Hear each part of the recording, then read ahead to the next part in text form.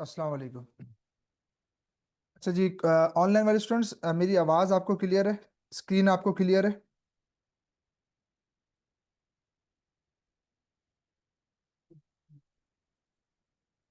Okay.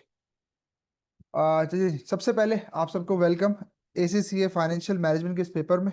और बहुत सारे स्टूडेंट्स हमारे पुराने स्टूडेंट्स हैं, तो उनसे हमारा इंटरेक्शन पहले से है।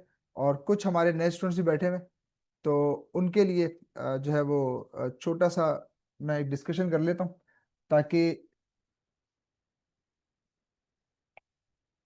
सारे बंद सारे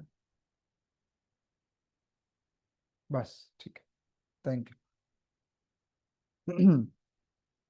सर जी, फाइनेंशियल मैनेजमेंट का पेपर है, और आज का जो पहला हमारा सेशन है, इसका मेरा एजेंडा मैं पहले क्लियर कर दूं कि सर आज इस सेशन से हम चाह क्या रहे हैं।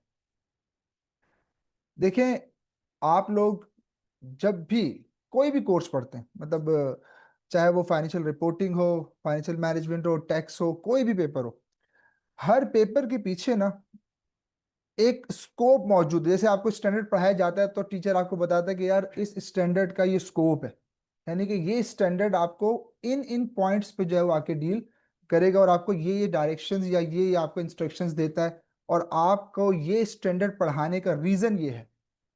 तो सर इसीलिए आज के सेशन में सबसे पहले हम अपने इस सेशन का जो है वो स्कोप आपके सामने रख रहे हैं कि सर आज के सेशन में आउटकम हमने ऐसे कौन से हैं जो हमने अचीव करने हैं, ताकि हम एक कंस्ट्रक्टिव वे में आगे बढ़ें।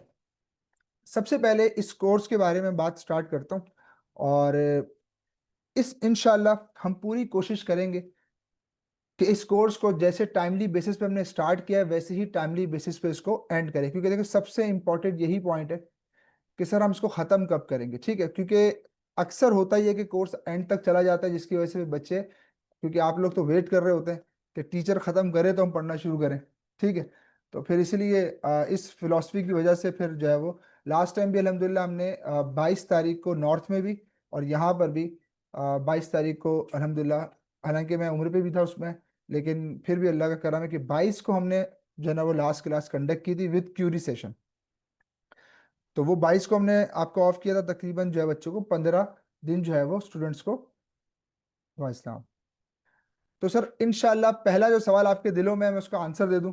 सर हम इसको कोशिश करेंगे कि आपको 2 हफ्ते पहले पेपर से जो है वो एटलीस्ट आपको फ्री कर दें। ठीक है, ये कोशिश होगी, और नॉर्मली ऐसा ही होता है, लेकिन फिर भी मैं इंशाल्लाह आपको पहले से ही बता रहा हूँ कि आपके माइंड बिल्कुल क्लियर रहे। अब आज के सेशन का जो एजेंडा है, सबसे पहले हम ये समझेंगे कि सर ये फाइनेंशियल मैनेजमेंट का जो ACCA ने कोर्स बनाया है, वो क्यों बनाया है, और इसके जो कंटेंट्स हैं उसे हमें क्यों पढ़ाया जा रहा है। सबसे पहले हम ये समझेंगे आज, ठीक है भाई, कि फाइनेंशियल मैनेजमेंट का जो, फिर डिटेल में बात शुरू करेंगे कि फाइनेंशियल, पहले तो इसको मैं वर्ड को तोड़ने वाला हूँ कि फाइनेंस क्या होता है, फिर फाइनेंशियल मैनेजमेंट क्या होता है, फिर मैनेजमेंट क्या होता है, एक एक वर्ड पे हम डिटेल बात करेंगे। लेकिन मैं पहले तो कुछ मोटे मोटे पॉइंट्स डिस्कस कर लूँ। तो सबसे पहले इंशाल्लाह हम ये समझेंगे कि आपको जो ACCA ने कोर्स डिजाइन किया है, वो क्यों ऐसा किया है, और वो क्यों चाहता है कि आप ये सब पढ़ें।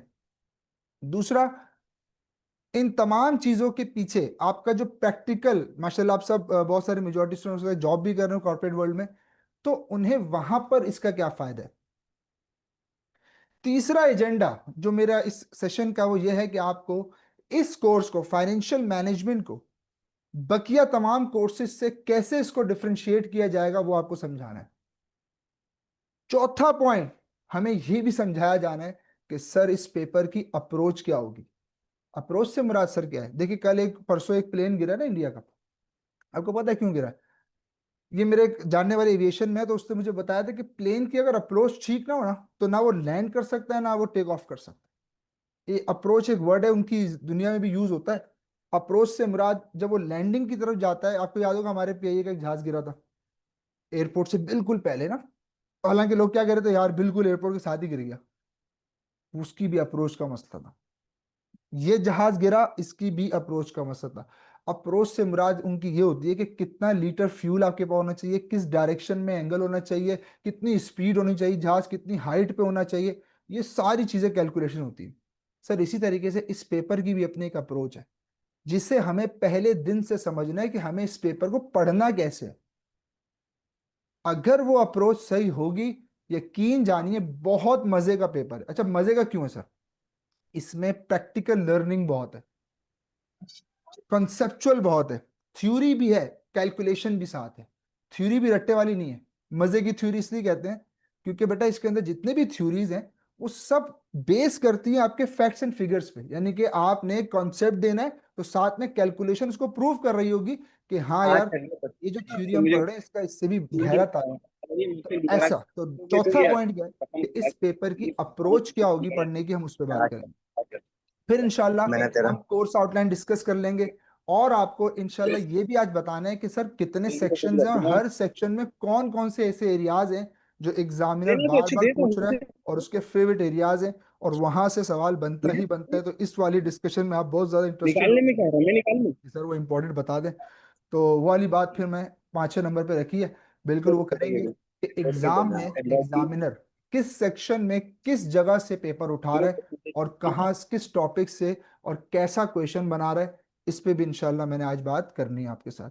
फिर उसके बाद पेपर स्ट्रक्चर तो आपको फाइल पता है, निकाल के स्टार्ट तो करना है। मुश्किल का पहला पेपर तो किसी का नहीं है ना।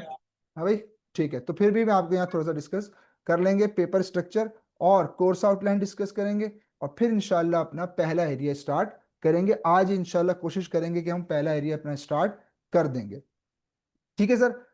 वो बच्चे जो पढ़ते आ रहे हैं उनके लिए तो पहले से हम जानते हैं, और आगे हम बढ़ जाते हैं। ठीक है, ओह, चले।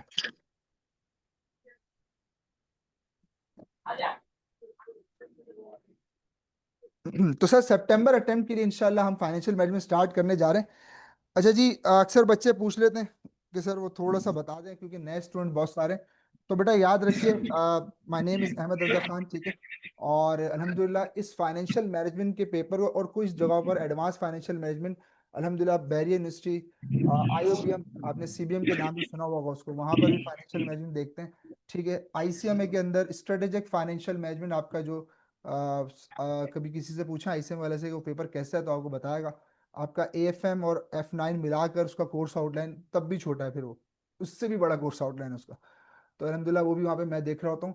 तो एक छोटा सा इंट्रोडक्शन आपके सामने स्क्रीन पे ले आया हूँ। ठीक है, असल मकसद ये नहीं है, असल मकसद चार्ज नहीं है अपने। हमारा पेपर पास होना चाहिए। ठीक है, तो हम उस ऑब्जेक्टिव पे काम करते हैं, आगे बढ़ते हैं। एंड्रॉइड की बोला तुझे सर इस केबल। पेपर को, अब मैं हाँ बिल्कुल स्क्रैच से बात शुरू करने जा रहा हूँ कि सर इस पेपर को एसीसीए ने क्यों डिजाइन किया है और इसके पीछे क्या पर्सपेक्टिव है, क्या ऑब्जेक्टिव वो अचीव करना एंड्रॉइड चाहते हैं। की ठीक कहाँ है बच्चों, याद रखो, जितनी भी एजुकेशन डिजाइन होती है ना, चाहे वो सीए हो, आईसीएमए हो, एसीसीए हो, हर एजुकेशन के पीछे, हर एजुकेशन के पीछे एक ऑब्जेक्टिव होता है कि वो आप तक ये अपने स्टूडेंट्स को ये सब सिखाना चाहते हैं। तो पर्टिकुलर आपका जो फाइनेंशियल मैनेजमेंट का पेपर है, इसके पीछे क्या ऑब्जेक्टिव है उसको समझते हैं। मैं एक एग्जांपल के थ्रू समझाता हूँ, मेरी बात बहुत आराम से आप तक पहुंच जाएगी। आप माशाल्लाह जितने भी लोग यहाँ बैठे हैं, रिपोर्टिंग तकरीबन सभी पढ़ है के आते ऐसी हैं। रिपोर्टिंग नहीं भी पढ़ा हो तो F3 कम से कम पढ़ा हुआ होगा, है ना। वहां पर आप स्टेटमेंट हाल ऑफ वाल कैश देखिए। फ्लो बनाते थे। क्या बनाते थे? रेडिएटर में पानी हाँ, अगर आपको चेक थोड़ा किया। सा याद हो तो उसमें कितनी एक्टिविटीज थी? क्या तीन होता है। एक्टिविटी, ऑपरेटिंग, आपको क्या लगता है ना, इन्वेस्टिंग और फाइनेंस। याद है है सबको? चेक कर रेडिएटर में पानी कभी केसकेट उस सोचा दिन भी तीन ही नहीं थी क्यों तेरी होती? की। कभी पूछा नहीं आप रेडिएटर लोगों में ने पानी क्लास में कि सर इसकी चार क्यों नहीं होती गर्मी में एक्टिविटीज? हालत तो देख ले। 5 क्यों नहीं हो सकती सर? 2 क्यों नहीं हो सकती, है ना? सवाल तो है ना तो कि बोला सर कूलेंट डाला है, जो है, हो जाएगी कहाँ उसके अंदर डाली है। हमने पढ़ा है IS 7, और उसके अंदर एग्जामिनर, सॉरी, हमने पढ़ी है निकाल। 3 एक्टिविटीज। हाँ, सर 4 क्यों नहीं हो सकती? उसके पीछे बहुत बड़ी एक लॉजिक है। हो सकता है आपको उस वक्त इसलिए ना बताई गई हो कि आपके जहन इतने स्ट्रांग ना हो उस वक्त उस चीज को अडॉप्ट करने के लिए। लेकिन आज अल्हम्दुलिल्लाह आप इस मकाम पर हैं कि अब आपको समझाया भी जाएगा और आपको समझ में भी आएगा कि सर ऐसा क्यों था। और उसी लॉजिक का पूरा कनेक्शन आपके आज के इस पेपर फाइनेंशियल मैनेजमेंट से है। जिसको वो लॉजिक समझ में आ गई उसको पूरा फाइनेंशियल मैनेजमेंट समझ में आ जाएगा। तो फिर ये जो IS 7 कैश फ्लो का फॉर्मेट है, इसकी भी पूरी एक लॉजिक है। मैं आपके सामने उस लॉजिक को पेश करता हूँ, फिर इसको जोड़ दूंगा फाइनेंशियल मैनेजमेंट से, तो इंशाल्लाह आपको पूरा समझ में आ जाएगा कि वो चाहता क्या है इसी से आपको समझाना। ठीक है, अच्छा तुम लोग एक बिल्कुल लेमैन बन के सोचो, जैसे तुम एक आम इंसान हो, तुम्हारा दिल चाहता है कि तुम एक बिजनेस स्टार्ट करो, तो मुझे बताइए क्या दिल चाहने से बिजनेस स्टार्ट हो जाता है? नहीं ना। सबसे पहली चीज जो आपके दिल में आएगी कि यार ये चीज चाहिए बिजनेस करने के लिए, वो क्या है? पैसा, है ना? जिसको आप फाइनेंस कहते हैं, जिसको आप कैपिटल कहते हैं, है ना? वो चाहिए मुझे अपने बिजनेस को स्टैब्लिश करने के लिए। बिल्कुल ठीक है। तो पैसा अरेंज करना पड़ेगा। आपके कोर्स का नाम है फाइनेंशियल मैनेजमेंट। भाई मैनेज तो उस चीज को किया जाएगा ना जो आपके पास होगी। हाँ भाई, क्या बोला मैंने? मैनेज तो उस चीज को किया जाएगा जो आपके पास होगी। तो पहले इसका मतलब ये हुआ सर हम तो बिल्कुल, हमारी जेबों में तो 1 रुपया भी नहीं है। तो इसका मतलब है पहले हमें फाइनेंस क्या करना पड़ेगा? अरेंज करना पड़ेगा। फाइनेंस क्या करना पड़ेगा? जब फाइनेंस अरेंज हो जाएगा तो फिर उसको कैसे मैनेज करना ये मैं सीखूंगा, है ना? बस इस पॉइंट को याद रखना है, इसको मैं जोड़ूंगा आगे चल के। तो सर आपका दिल चाहा बिजनेस का, आपने कहा यार बिजनेस का दिल तो चाहता है लेकिन पैसा नहीं है मेरे पास। तो सर आपको सबसे पहले पैसा अरेंज करना सिखाया जाता है। ऐसे ही अगर मैं पर्सनल कैपेसिटी में रह के बात करूं तो आपने बोला यार अम्मी से ले लूंगा, अब्बू से ले लूंगा, घर का एक प्लॉट बेच दूंगा, एक गाड़ी बेच दूंगा। ये मजाक की बात नहीं है, ये बिल्कुल सीरियस बात है। You want to arrange a finance right, in personal capacity. या आपने बोला यार ये मेरे पास तो रिसोर्सेज ही नहीं है, क्या बेचूं, बैंक से लोन ले लेता हूं, है ना? एक तरीका ये भी है। तो अल मुख्तसर ये कि what's your objective? Sir my objective is to arrange finance. ये एक इंडिविजुअल इंसान सोचता है ना। अभी मैं इसको कंपनी पे अप्लाई करूंगा। चलो फाइनेंस अरेंज हो गया, अब्बा ने बोला बेटा मेरा एक प्लॉट पड़ा हुआ है, तुम बेचो बिजनेस करो। तो पैसा आ गया। कहां से आ गया? इंटरनल सोर्स से आ गया ना, किसी बाहर वाले से मांगने की जरूरत नहीं पड़ी। अब फाइनेंस आ चुका, ठीक है? फाइनेंस अरेंज हो चुका। फिर उस फाइनेंस को अरेंज होने के बाद अगला स्टेप तुम क्या करोगे? इन्वेस्ट अबे करोगे। इसमें लगता है वेरी गुड। कार्ड इसमें। अगला स्टेप क्या है? पहला स्टेप ये था कि फाइनेंस को अरेंज करोगे। फिर दूसरा स्टेप क्या है कि इस भूल फाइनेंस गया। को इन्वेस्ट करो। मानते इस बात को? ठीक है। यस सर, बिल्कुल ऐसे ही। अब जब इन्वेस्ट करने के बाद रिटर्न कमाओगे तो मुझे ईमानदारी से बताओ, पहले तुम्हारा दिल क्या चाहेगा? कि यार ये जो पैसा आ रहा है इससे मैं वो पैसा उनको भी दूं जिन्होंने मुझे पैसा दिया था। फंड्स प्रोवाइडर, ऐसा ही है। अब इन 3 बातों को जहन में रखो और अब कैश फ्लो स्टेटमेंट को सुनो। तुम्हारे पास पहली एक्टिविटी लिखी हुई है ऑपरेटिंग, दूसरी लिखी हुई है इन्वेस्टमेंट, तीसरी लिखी हुई है फाइनेंसिंग। तो अब गौर से सुनो। तुम्हें जब कैश फ्लो क्या ये? पढ़ाया गया होगा तो सर ने बताया होगा कि हाँ? सोर्सेज ऑफ फाइनेंस दुनिया में एक चीज है। कंपनी के पास डिफरेंट चलिए सोर्सेज थे। होते हैं जहां से कंपनी पैसा अरेंज करती है। ये दे। जिसको मैं अगर 2 बातों में बंद करूं तो एक डेट होता है और एक इक्विटी होता है, ऐसा ही है। कंपनी या तो उधार लेगी या मालिकों से पैसा लेगी, है ना? तो बात तो सुनो, तुम तुम्हें बहन यह भी को सिखाया गया होगा कि जब मुझे शेयर से पैसा आए या बॉन्ड से पैसा आए उसको फाइनेंसिंग एक्टिविटी में रखो। खाना क्या खिला रहा? बोला रोटी खिला गया। रहा? तो पता चला वो जो सबसे लास्ट में एक्टिविटी है ना, वो एक ऐसी एक्टिविटी है जहां पर कंपनी के लिए हम पैसा अरेंज करते हैं। पैंतीस शर्ट तो दूसरी पहना सुनना देता है गौर यार, से। इसको अभी निशान उसको हम लगे क्या हुए कहते हैं, हैं? इस्त्री नहीं हुई। फाइनेंसिंग एक्टिविटी क्या कहते हैं उसको हम? फाइनेंसिंग। तो चूंकि उस एक्टिविटी के तहत मैं पैसा क्या करता हूं? अरेंज करता हूं, शेयर इशू करके, बॉन्ड इशू करके, लोन लेकर, राइट? तो फाइनेंसिंग पैसा अरेंज हो गया। उसके ऊपर क्या पड़ी हुई है? Investment activity. तो पता चला कि पहले फाइनेंस अरेंज हुआ, फिर वो क्या हुआ? और समझा रहा पूरा इन्वेस्ट हुआ। पेपर तो आज। तुम लोग इन्वेस्ट में लिखते हो purchase of non current asset, कितने का गिलास? है ना? क्या ख्याल है? करते हो ना ये काम? तो वो जो इन्वेस्टिंग एक्टिविटी था उसके पीछे लॉजिक ये थी कि तुमने फाइनेंस अरेंज किया फाइनेंसिंग एक्टिविटी में। उसके बाद दूसरी एक्टिविटी इसलिए इन्वेस्टिंग थी कि अगला स्टेप हर बिजनेस हो या इंडिविजुअल हो वो यही करता है कि पैसा अरेंज करने के बाद उसको क्या कर देता है? इन्वेस्ट कर देता है। तो इसीलिए आपकी सेकंड एक्टिविटी क्या होती है? वो भी जाएगा। सारा कॉलेज उठा रहा। जैसी इन्वेस्टमेंट हो गई, लेट सपोज तुमने शूज का बिजनेस करना था, तुमने एक शूज का शोरूम खोल दिया, उठाएगा वो इन्वेस्टमेंट तो। हो गई। अब क्या होगा? चार्ज वेरी कितना गुड, होगा? अब ऑपरेशन स्टार्ट हो जाएगा। अब शूज की बाइंग सेलिंग स्टार्ट हो जाएगी। पैसा आना शुरू हो जाएगा, रिटर्न आना शुरू हो जाएगा। उस रिटर्न और में पहले से तुम अपने फंड्स की प्रोवाइडर तो को भी हालत है। एक हिस्सा पे करते हो, जिसको तुम कहते हो डिविडेंड। क्या कहते हो? या इंटरेस्ट, है ना। डेट से उठाया होगा पैसा तो सूद पे करूंगा, इक्विटी से वैसा उठाया होगा तो डिविडेंड पे करूंगा। तो सर इसलिए तीसरी एक्टिविटी ऑपरेटिंग एक्टिविटी होती है। तो ये लॉजिक है जिसकी वजह से हम कहते हैं कि सर देयर आर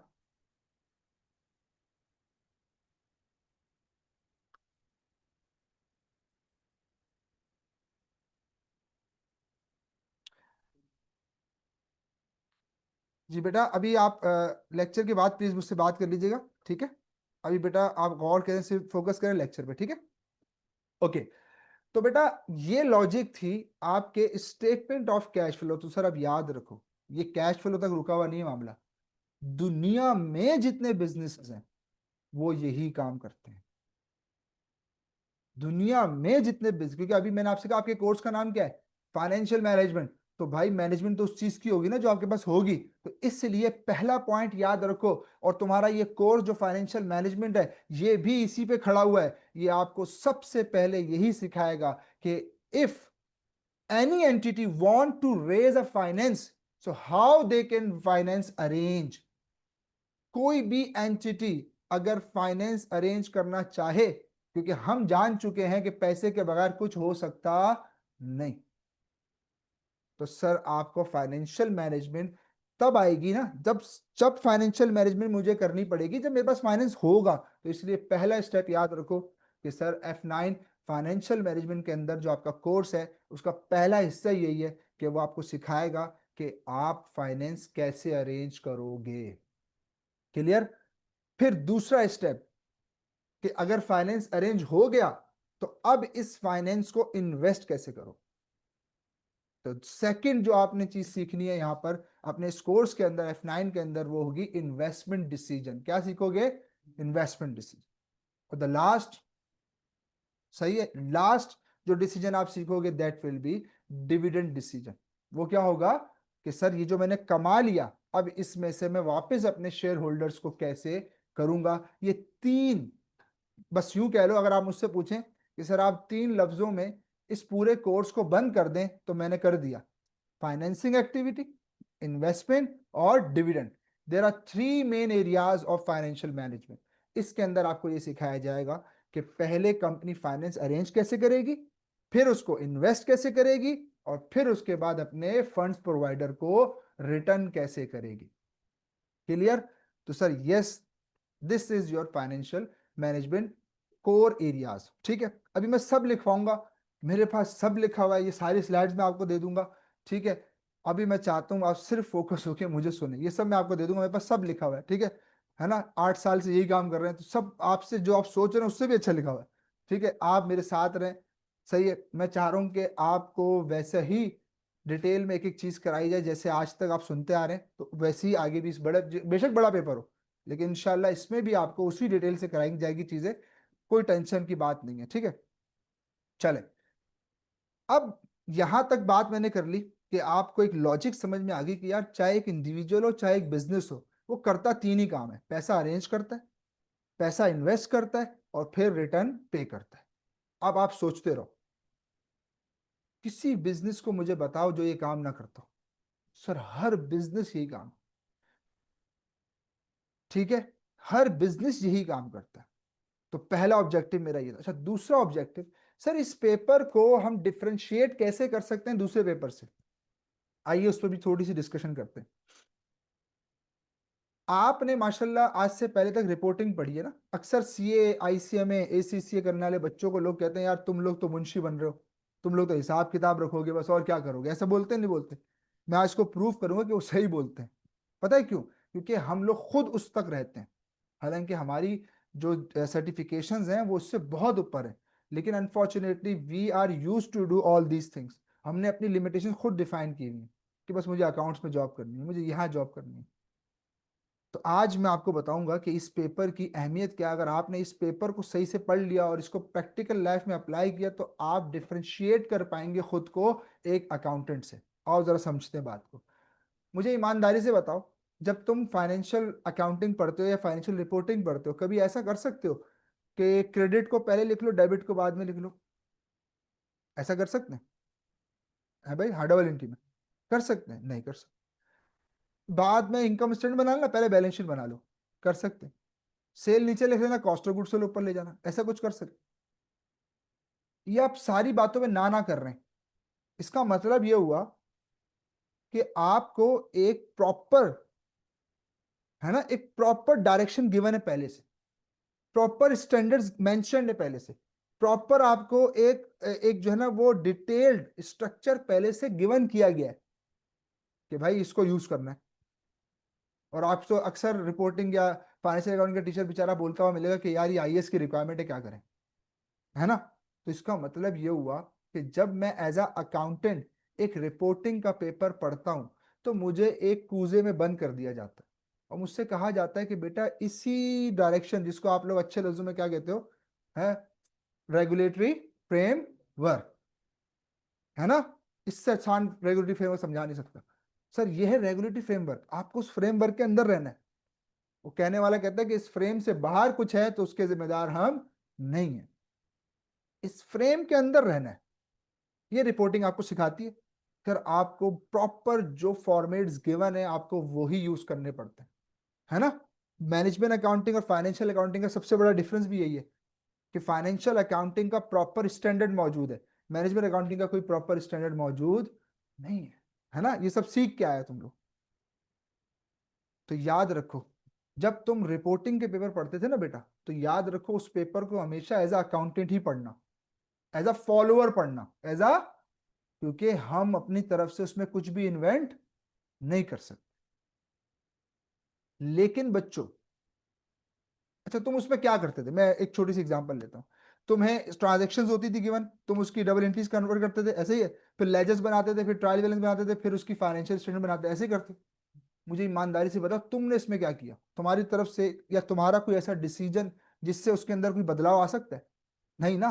तुम तो एक बिल्कुल प्रॉपर स्टेप्स तुम्हें याद है, तुम उसको ट्रांजेक्शन पे उठा के अप्लाई कर देते हो। इसका मतलब यह हुआ कि तुम सेकेंडरी वर्क कर रहे हो, ट्रांजैक्शन पहले परफॉर्म हो चुकी। अब मैं बहुत बहुत गहरी बात करूं, जरा गौर से मेरे साथ रहिएगा, आपको समझ में आएगी कि ये फाइनेंशियल मैनेजमेंट जो है, ये नाम किस चीज का है। इसकी डेफिनेशन सारे को करा देना, ये कोई बड़ा केस नहीं, डेफिनेशन 4 लाइनों की है, कोई बड़ा केस नहीं है, 2 मिनट में करा दूंगा। लेकिन जो अब समझ में आएगी इंशाल्लाह, कभी जिंदगी भर भूलोगी नहीं। और तुम्हें एक बड़ी खूबसूरत बात समझ में आएगी कि अच्छा आज से पहले हम ये करते थे, आज के बाद इस पेपर के बाद हमें ये रोल समझ में आया कि एक एसीसीए का स्टूडेंट आगे चल के ये रोल भी परफॉर्म कर सकता है। जरा सुनिएगा, ठीक है? तो बेटा आपको रिपोर्टिंग जब पढ़ाई जाती है, तो आपको सिखाया जाता है कि यार अकाउंटिंग डेटा है, उसकी ट्रांजेक्शन्स है, और आपको सिखाया जाता है कि उसको कैसे लेजर्स में लेके जाना है, कैसे ट्रायल बैलेंस बनाना है, कैसे फाइनेंशियल स्टेटमेंट बनानी है, ऐसे ही है। ये आप करते हो, कभी ये नहीं सोचा कि यार ये जो ट्रांजेक्शन हुई हुई है, ये जो सेल की ट्रांजेक्शन हुई है, आपने कोई इन्वेस्टमेंट की हुई है, आपने कैपिटल इंजेक्ट किया है ना, आपने डिविडेंड डिस्ट्रीब्यूट कर दिया, ये सारी ट्रांजेक्शन है। कभी आप ये नहीं सोच सकते कि यार ये सब जो हुआ है, जिसकी मैं रिकॉर्डिंग कर रहा हूँ खाली बैठ के, कभी ऐसा ना हो मुझसे कोई पूछे आके यार तू बता कि कितना डिविडेंड देना है? पूछा है? माशाल्लाह, है ना सामी भाई? आज मैं तो इसका मतलब मैं बिल्कुल पॉइंट पे बात कर रहा हूँ ना, इंशाल्लाह आप सर को बताएंगे सर हमें समझ में आ गई है, आपने क्यों कहा था कि मेरा काम नहीं है ना? तो आपसे कभी दिल नहीं किया यार ये मशीन खरीद ली इन लोगों ने, मुझसे पूछा भी नहीं? यार ये बोल रहे हैं कि हम मर्जर करने जा रहे हैं किसी और कंपनी के साथ, इन्होंने तो मुझसे बात भी नहीं की।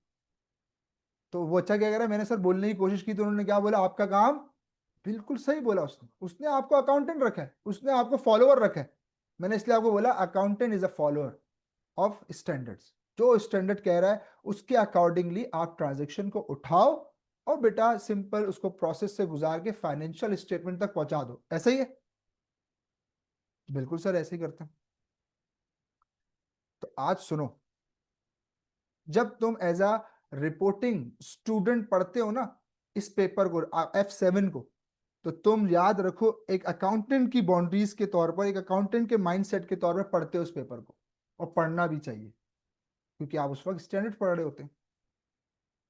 याद रखना, फाइनेंशियल मैनेजमेंट F9 का पेपर इस अप्रोच के साथ बिल्कुल भी नहीं पढ़ना। Now you are not a accountant. Sir फिर किस अप्रोच के साथ पढ़ना है? सर इस पेपर को आपने एज अ एंटरप्रेन्योर अप्रोच के साथ पढ़ना है। किस अप्रोच के साथ पढ़ना है? एज अ डिसीजन मेकर पढ़ना है। एज अ डिसीजन मेकर, यानी कि वो जो ट्रांजेक्शन हुई है, अब इंशाल्लाह उन ट्रांजेक्शन में तुम्हारा भी कंट्रीब्यूशन शामिल होने वाला है। तो सर इस पेपर को एज अ सिंपल अकाउंटेंट नहीं पढ़ना, बल्कि एज अ फाइनेंस मैनेजर पढ़ना है। एज अ फाइनेंशियल मैनेजर पढ़ना है। एज अ फाइनेंशियल मैनेजर पढ़ना है। दुनिया की सबसे बड़ी फाइनेंशियल मैनेजमेंट कंपनी कौन सी है? अबे सीरियस बात चल रही है भाई। सर एक रॉक जो है ना, ब्लैक रॉक, क्या कह रहे हैं, मेरे से आंसर दे रहे हैं।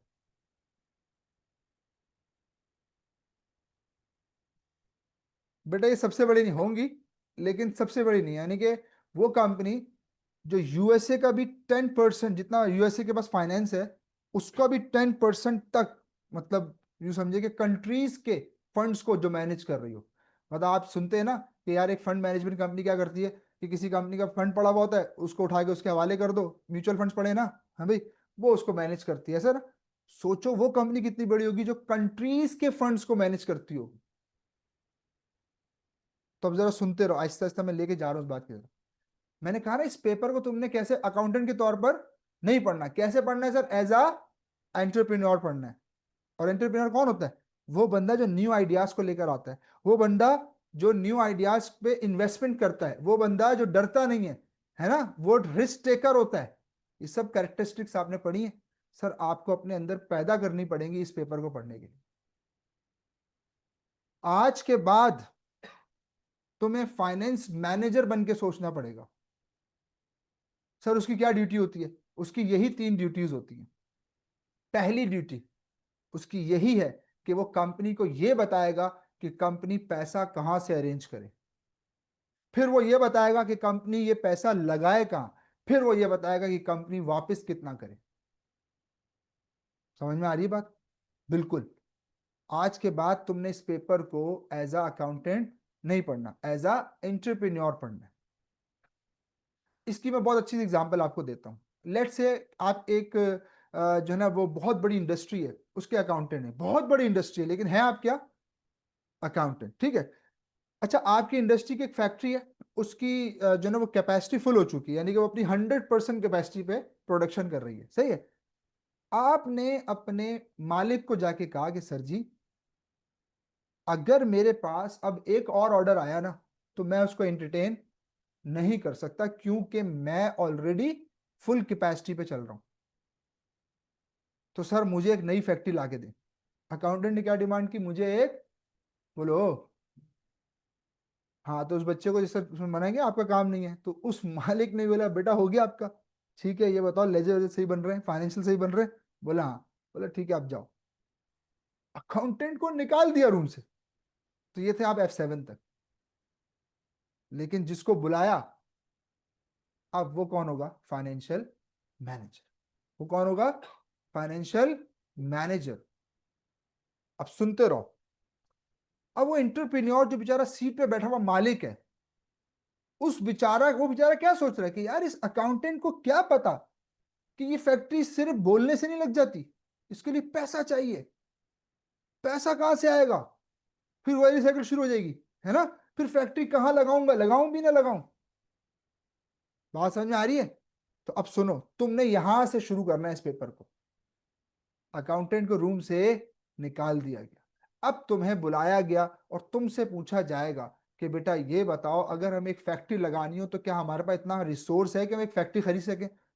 बोलेगा नहीं। तो बेटा हम क्या अरेंज कर सकते हैं? बोला हाँ सर, हम यहाँ यहाँ से पैसा ला सकते हैं। फिर बोलेगा कि यार अच्छा, पैसा ले तो आए, ये बताओ फैक्ट्री लगानी कहाँ, लगानी भी चाहिए या नहीं, अभी फायदेमंद भी है या नहीं, और कहाँ लगानी चाहिए। तो ये सारी चीजें अब याद रखो, इस पेपर की अप्रोच तुम्हें समझ में आ रही है कि तुमने इसको एज अ डिसीजन मेकर पढ़ना है। एज अ इंटरप्रेन्योर इस पेपर को पढ़ना है, तब जाके तुम कामयाब होगे। वरना इस पेपर को एज अ अकाउंटेंट अगर किसी ने पढ़ा तो वो पास भी नहीं कर सकता इसको। ठीक है, तो इसलिए पहली मैंने आपकी अप्रोच पहले बता दूं कि इस पेपर को आपने ऐसे पढ़ना है। अब आओ जरा, एक फाइनेंशियल मैनेजर कैसे सोचता है, आइए उसकी जरा एक साइकिल में आपके सामने पेश करता हूं।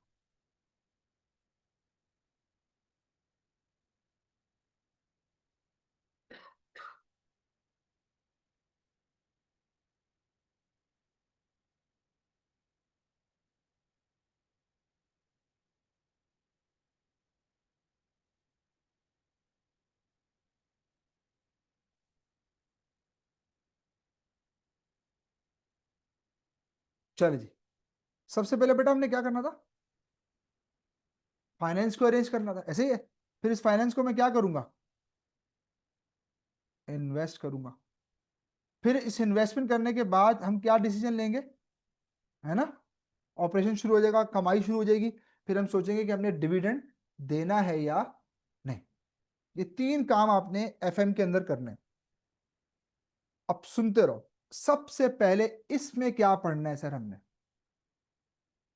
फाइनेंसिंग डिसीजन कैसे लेना है। देखो, तुम्हें रूम में बुला के उसने पूछना है कि मेरे भाई ये बताइए कि अगर मैं एक फैक्ट्री लगाना चाह रहा हूं तो मुझे ये बताओ पैसा है। उसने बोला सर पैसा तो नहीं है।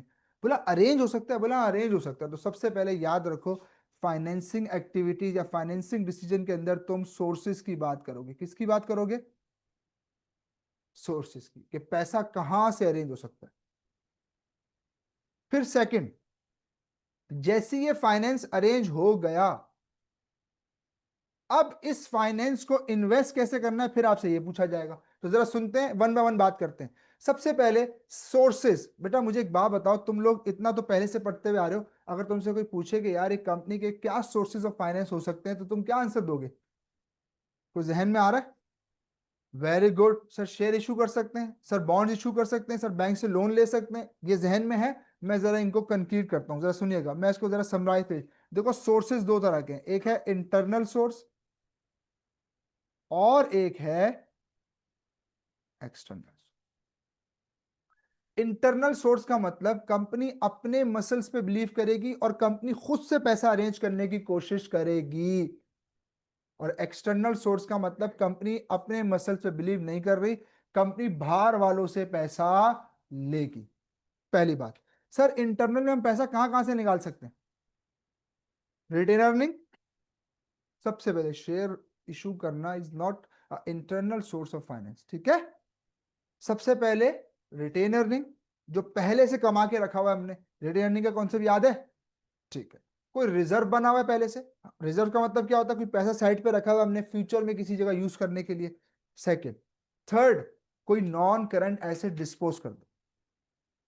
कोई non current asset company dispose कर दे, पैसा आ जाएगा, ठीक है ना। तो ये तीन जगहों से कंपनी पैसा अरेंज कर सकती है इंटरनल सोर्स में। अब अगर सुनते रहो भाई, अब अगर कंपनी ने यहां से पैसा अरेंज कर लिया तो बहुत अच्छी बात है। अच्छा, कभी कभी मैं जरा एक बिल्कुल इलॉजिकल, इधर सुनना जरा। देखो प्रैक्टिकल के साथ चलेंगे हम, मतलब कोई किताबी बातें नहीं पढ़नी, क्योंकि ये पेपर बड़ा जबरदस्त है, इसमें आपको लर्निंग बहुत होगी। आप मुझसे सवाल कर सकते हैं कि सर क्या जरूरी है मैं इंटरनल सोर्स से पैसा उठाऊं, मेरे पास इंटरनल भरा हुआ है लेकिन मैं नहीं लगा रहा, मैं फिर भी बाहर वाले से लूंगा। तो बिल्कुल ऐसा हो सकता है। Yes, it depends on your companies strategies, कि वो क्या सोच रही है इस वक्त। जैसे आपको मैं यूएसए की एग्जांपल दूं, देखिए यूएसए जो है उसके पास क्या आप समझते हैं, जब एक एक कंट्री अपने आप को सुपर पावर कहता है तो उसके पीछे कोई रीजन होगा ना कि सुपर पावर खुद को कहता है। उसका रीजन ये कि सबसे स्ट्रांग इकोनॉमी, दुनिया की सबसे स्ट्रांग इकोनॉमी उसके पास है, पूरी दुनिया के फंड्स को वो मैनेज करता है। ये जो मैं आपको रॉक कंपनी के बारे में बता रहा था, तो सर ये भी यूएस बेस्ड है और ये दुनिया के फंड्स की, दुनिया के कंट्रीज के फंड्स को भी मैनेज करते हैं, ठीक है। Strong economy, strong funds management, strong army, strong जो है वो इंडस्ट्री उसके पास मौजूद है हर तरह की, चाहे वो फिल्म इंडस्ट्री हो उस पर भी वो राज करता है।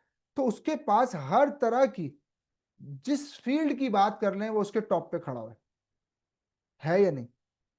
लेकिन आपको जानते हैं कि वो अभी भी ऑयल और बहुत सारे मिनरल्स दूसरे कंट्रीज से बाय करता है। हालांकि उसके पास रिजर्व्स खुद भी मौजूद हैं, लेकिन उसकी स्ट्रेटेजी है, वो कहता है हम अपना माल अभी इस्तेमाल नहीं करेंगे, पहले सारी दुनिया का इस्तेमाल कर लेंगे माल, उसके बाद हम अपने रिसोर्सेज को यूज करेंगे। ले, ठीक है, हम उस माल को पहले दुनिया से खत्म करेंगे, फिर हम खुद यूज करेंगे। तो वो सऊदीया से खरीदता है, कतर से खरीदता है, दुनिया के बहुत सारे ममालिक से वो ट्रेड करता है। जैसे अब आप देखें ना, ट्रंप ने जो टैरिफ की जंग छेड़ी है, वो क्यों छेड़ी है? उसने क्या बोला है कि आईफोन बनाना है मेरे मुल्क में बनाओ, ना चाइना में बनेगा ना इंडिया में बनेगा, अगर वहां बनाओगे तो फिर ड्यूटी पे करो मुझे मुझे वरना मेरे पास बनाओ। मेरे मुल्क को रोजगार मिलना चाहिए, मेरे पास इंडस्ट्रियां लगनी चाहिए। बात समझ में आ रही है? तो सर कंट्री जो है वो इतना ज्यादा ऊपर से आने की कोशिश कर रहा है, तो उसके पीछे कोई लॉजिक है। तो सर इसी तरीके से एक कंपनी भी सोच सकती है कि कंपनी के पास इंटरनल रिसोर्सेज पड़े हुए हैं, लेकिन कंपनी कह रही मैं पैसा नहीं लगा रही। ये सब बातें जो मैं कर रहा हूँ ना, तुम्हारे पेपर के अंदर कमिटिंग आती है, थ्योरी आती है लिखने को, डिसीजन तुमने ऐसा नहीं ऐसा क्यों लिया लिखो। हमारा बच्चा बोलता है तो किताब में लिखा हुआ ही नहीं था कहीं। तो सर ये जितनी डिस्कशन हम कर रहे हैं, क्योंकि आपका जो पेपर है अब, पहले पता है क्या होता था F9 के अंदर, पहले हम देखते थे 60% कैलकुलेशन आती थी, 40% थ्योरी होती थी। अब उल्टा हो गया भाई केस। हाँ, उल्टा क्यों हुआ? आप लोगों की वजह से। आप जानते हैं कि आपसे टीचर बेचारा बोल बोल के थक जाए, भाई थ्योरी पढ़ लेना, भाई थ्योरी पढ़ लेना, आप लोग वही कैलकुलेशन के पीछे भाग जाते थे। ऐसे ही था, आप थ्योरी पढ़ते ही नहीं थे, तो एग्जामिनर ने क्या किया, पेपर ही चेंज कर दिया। एग्जामिनर ने कहा बेटा भाव, अब थ्योरी मिलेगी 60-70%, कैलकुलेशन मिलेगी 30-40%। तो मेरी बात पहली क्लास के पहले घंटे में सुन लो, अगर आप थ्योरी को दिल से नहीं पढ़ेंगे, आप इस पेपर को फेल करेंगे। इस पेपर को पास करने का पहला, आपने अगर मुझसे पूछे ना पहला करीना बता दे, पहला रूल बता दे, तो वो यही है कि you need to focus on theory. मैं आपको बताऊं, आपकी दिमाग खराब हो जाएगा कि 20 मार्क का जो CRQ वहां पर आ रहा है, पहले उसमें होता पता क्या था, 12-14 मार्क की कैलकुलेशन होती थी, 6-5-6 मार्क की थ्योरी होती थी। सर ये उल्टा हो गया है, 12 से 14 मार्क की एग्जामिनर थ्योरी दे रहा है, और सिर्फ 6-8 मार्क का मुश्किल से कैलकुलेशन का पार्ट दे रहा है।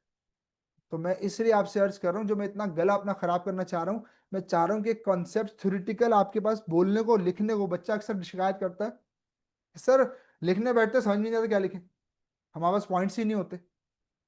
तो सर ये लेक्चर आपको ऐसे ही ध्यान से सुनना है, ताकि आपके पास पॉइंट्स हो, क्योंकि हर चीज बोर्ड पे लिखवाई नहीं जा सकती, है ना? इतना टाइम ना आपके पास है ना मेरे पास है, हम इस तरह करेंगे तो फिर हम इंशाल्लाह 8 महीने में भी कोर्स खत्म नहीं कर सकते।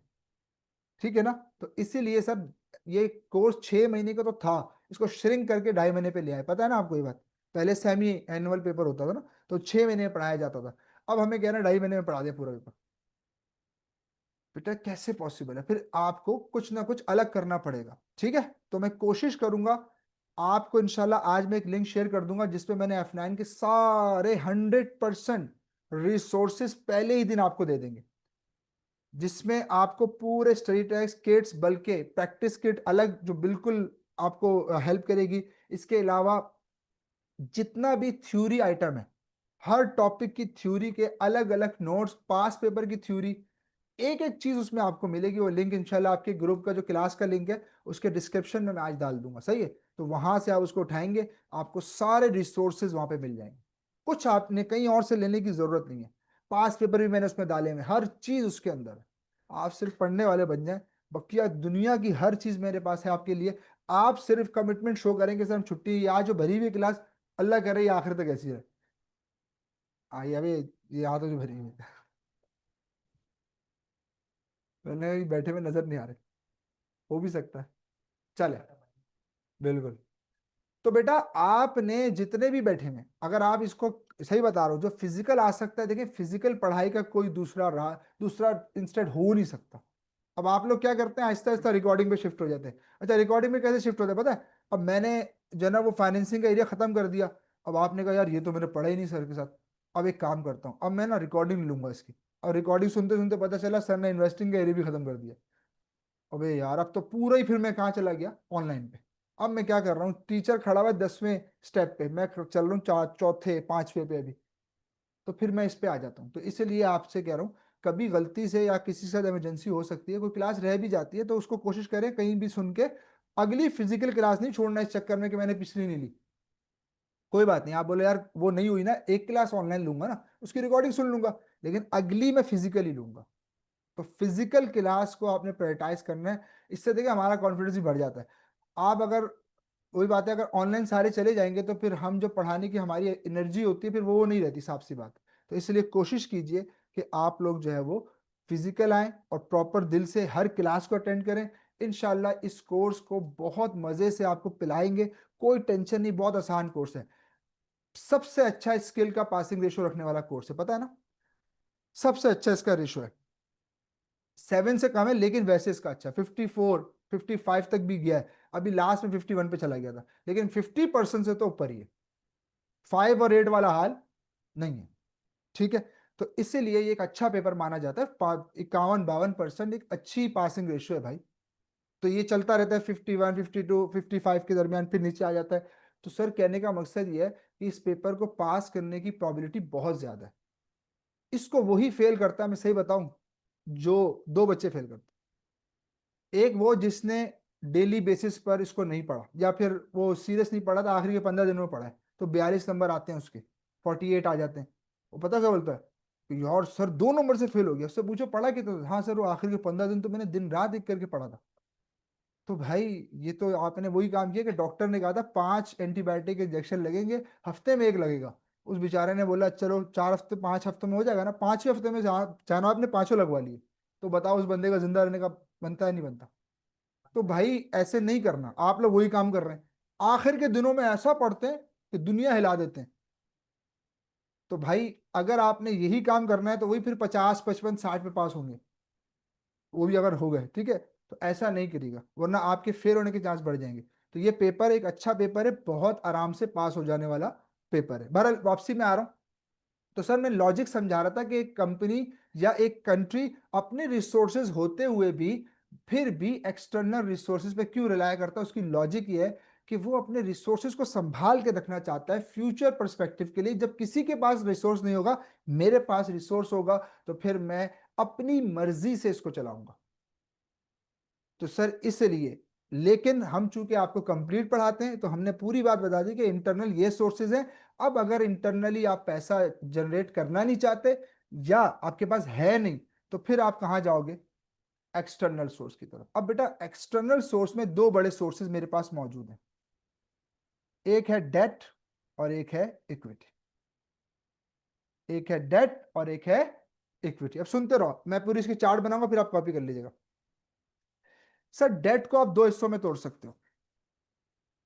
एक होता है बच्चों ट्रेडेड डेट और एक होता है नॉन ट्रेडेड डेट। एक होता है ट्रेडेड डेट और एक होता है नॉन ट्रेडेड डेट। सर क्या फर्क होता है इस पे? तुम बैंक से जाके लोन ले लो, अगली बात मेरी सुनो गौर से, तुम लोन लेने के बाद वो लोन किसी को ट्रेड कर सकते हो, यानी कि उस लोन की लायबिलिटी अपने सर से हटा सकते हो, किसी और के सर पे डाल सकते हो? नहीं, लोन बैंक ने आपको दिया है, आपने ही बैंक को वापस, नॉन ट्रेडेड डेट इसको हम क्या कहते हैं। लेकिन जब हम बात करते हैं बॉन्ड्स और डिबेंचर्स की, जो कंपनी इशू करती है, राइट, वो बॉन्ड्स और डिबेंचर आप जानते हैं कि मार्केट में ट्रेड हो जाते हैं। तो yes sir, that is called as traded debt. उसे हम क्या बोलते हैं? Traded date. तो डेट के अंदर दो पार्ट हो गए, इसको हमने एक एक करके अलग अलग पढ़ना है डिटेल में। अभी सिर्फ एक स्ट्रक्चर समझा रहा हूँ कि कोर्स में है क्या क्या, ये आपका कोर्स चल रहा है, ठीक है। आखिर में पूरी बात बता दूंगा कि बेटा देखो ये सब तुमने अपने इस पेपर के अंदर पढ़ना है, वरना मैं चाहूँ तो छपवा भी सकता हूँ कि बेटा ये 6 8 चैप्टर लिख लो, ये आपने पढ़ने, तो वो मजा नहीं आएगा। यहाँ से आपको पूरा समझ में आ रहा है कि यार इस एक्टिविटी के अंदर ये टॉपिक है क्यों, मुझे यहाँ से पैसा अरेंज करना है, अच्छा ये ऑप्शन भी है। तो ये जो अंडरस्टैंडिंग डेवलप होगी वो लिख के होनी होगी उस तरह।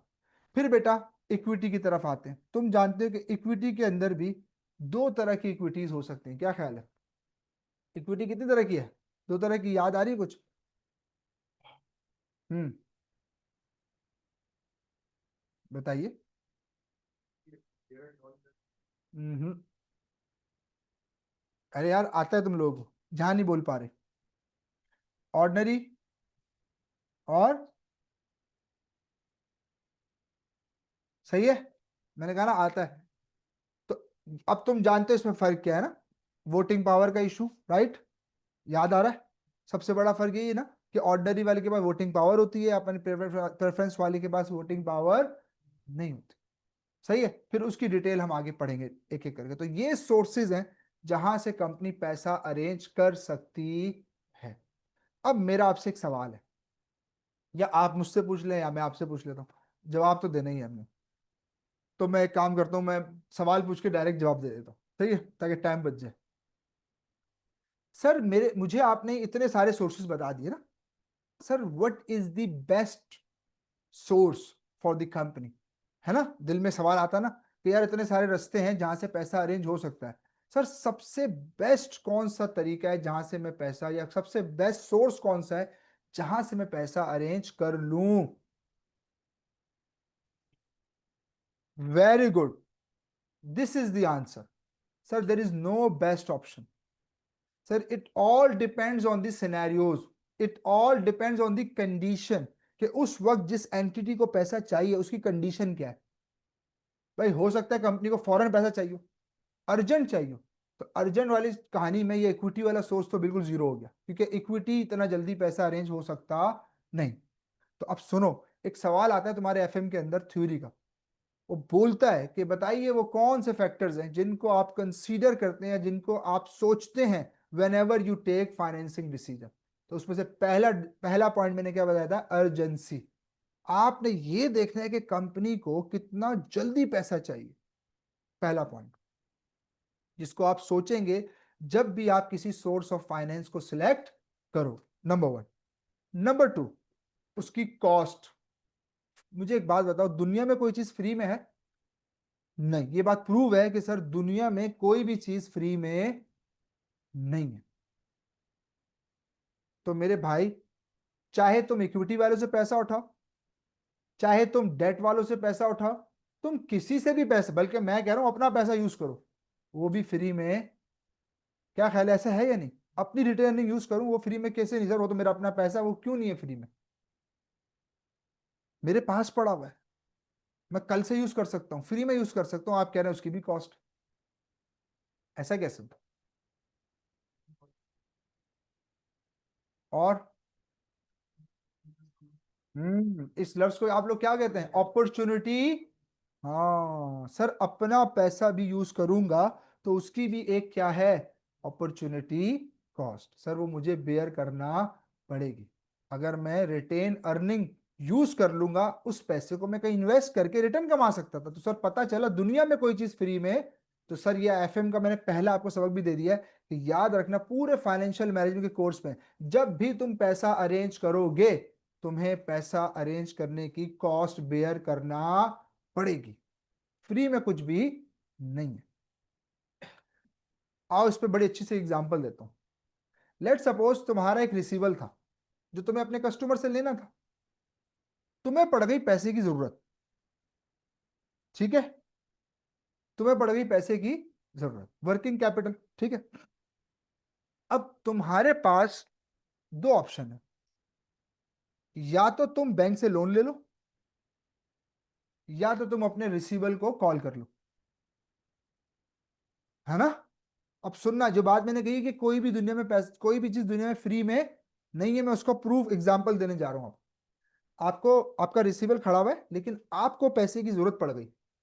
अब आपके पास दो ऑप्शन है, या तो आप बैंक से लोन उठाओ, या आप क्या करो, अपने रिसीवल को कॉल करो। रिसीवल को कॉल करने का मतलब उसको बोलो भी पैसा पे करे, ठीक है? अब जब तुम लोन लेने जाओगे तो फ्री में मिलेगा, उसमें इंटरेस्ट बेयर करना पड़ेगा। लेकिन सर जब तुम कॉल करोगे अपने रिसीवल को, वो क्या बोलेगा कि भाई अभी तो टाइम हुआ नहीं है, आपको मैं इतनी जल्दी पैसे क्यों दे दूं? तो आप उसको फिर एक कॉस्ट बेयर करोगे। क्या कॉस्ट करोगे, है ना? फैक्टरिंग तुम लोगों ने कहीं पढ़ा होगा थोड़ा बहुत, आपके यहाँ पर भी है, ठीक है, डिटेल में। तो सर आप उसको फिर अपने कस्टमर को डिस्काउंट की ऑफर दोगे कि यार मैं तुम्हें डिस्काउंट दे देता हूँ, तुम पैसा जल्दी ले आओ। तो पता चला अपना पैसा, मेरा रिसीवल, उसको भी लेने की कॉस्ट है। तो पता चला दुनिया में कोई चीज फ्री में नहीं है, हर चीज की एक कॉस्ट है सर, उसके बिना कोई ऑप्शन नहीं है। तो सर जब तुम किसी भी सोर्स को सेलेक्ट करोगे, पहला पॉइंट क्या बताया था, अर्जेंसी, कितना जल्दी चाहिए। दूसरा, कॉस्ट क्या होगी। भाई जाहिर सी बात है, डिविडेंड की इक्विटी वालों से पैसा उठाऊंगा तो इनको क्या पे करना है, डिविडेंड।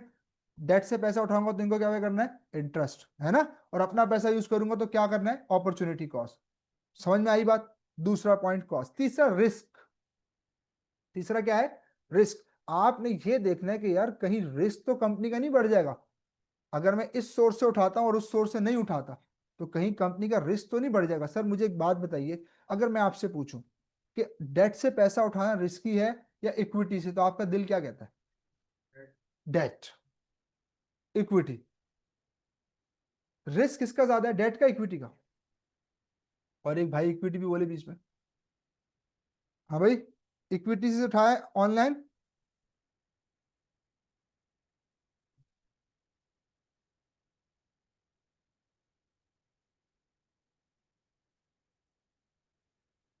सर डेट, है ना। Yes, debt is more risky. Debt is more. Sir क्यों मोर रिस्की। देखो, जिस चीज के साथ एक एक कॉस्ट है फिक्स, एक कॉस्ट है वेरिएबल, है सही है। वेरिएबल कॉस्ट का कॉन्सेप्ट क्या है कि अगर कोई एक्टिविटी परफॉर्म करोगे तो लगेगी, वरना नहीं लगेगी। फिक्स कॉस्ट का कॉन्सेप्ट क्या है, कुछ करो ना करो लगनी लगनी है, ऐसा ही है। तो पता चला डेट क्यों रिस्की है। डेट के साथ दो तरह की फिक्स कॉस्ट लगी हुई है। एक तो इंटरेस्ट, चाहे तुम प्रॉफिट में हो चाहे तुम लॉस में हो, तुम्हें इंटरेस्ट पे करना ही करना है, हर हाल में पे करना है। और अगर तुम दिवालिया निकल चुका है तुम्हारा, तब भी प्रिंसिपल अमाउंट वापस करना ही करना। तो सर चूंकि डेट के साथ फिक्स कॉस्ट लगी हुई है, इसलिए डेट ज्यादा रिस्की है। लेकिन डेट की एक खूबसूरत बात भी है, पता है क्या, डेट सस्ता है, डेट चीपर है। तो देखो वो कहते हैं ना कि अगर सस्ता है तो कोई ना कोई उसकी भी कॉस्ट है। आप सस्ता ले लो, डेट उठा लो, लेकिन आपको फिर रिस्क ज्यादा बेयर करना पड़ेगा, ऐसे। हाँ बिल्कुल, वो एक अलग बात है, लेकिन वही बात है कि गियरिंग ज्यादा बढ़ जाएगी तो फिर आपको वो भी देना बंद कर देंगे लोग। ठीक है सर। तो डेट जो है वो दो तरीके, एक तो उसकी कॉस्ट फिक्स है, इंटरेस्ट, और प्रिंसिपल अमाउंट भी हर हाल में पे करना ही करना है। लेकिन जब हम बात करेंगे इक्विटी की, अब आप जानते हो शेयर होल्डर की लाइबिलिटी और कंपनी की लाइबिलिटी क्या होती है, लिमिटेड। अगर बिजनेस डूब भी गया तब भी शेयर होल्डर को आप 1 रुपया वापस ना करो तो चलेगा। तुम डिविडेंड कभी पे करो, कभी बिल्कुल ना पे करो, कभी कम पे करो, कभी ज्यादा पे करो, तुम्हें कोई रिस्ट्रिक्शन नहीं है। तो सर यहां पर आप कह सकते हो कि यार इक्विटी से पैसा उठाना लेस रिस्की है। लेकिन लेकिन सुनो भाई, एक बात तो अपने जहन में रखना कि सर वहां पर आपने कहा था डेट सस्ता है लेकिन रिस्की ज्यादा है। यहां पर आप कह रहे हो कंपनी के लिए इक्विटी से पैसा उठाना लेस रिस्की है, लेकिन बेटा उसकी कॉस्ट ज्यादा है। अब यहां पर तुम्हें दो फेसेस याद रखने, एक होता है इन्वेस्टर, एक होती है कंपनी।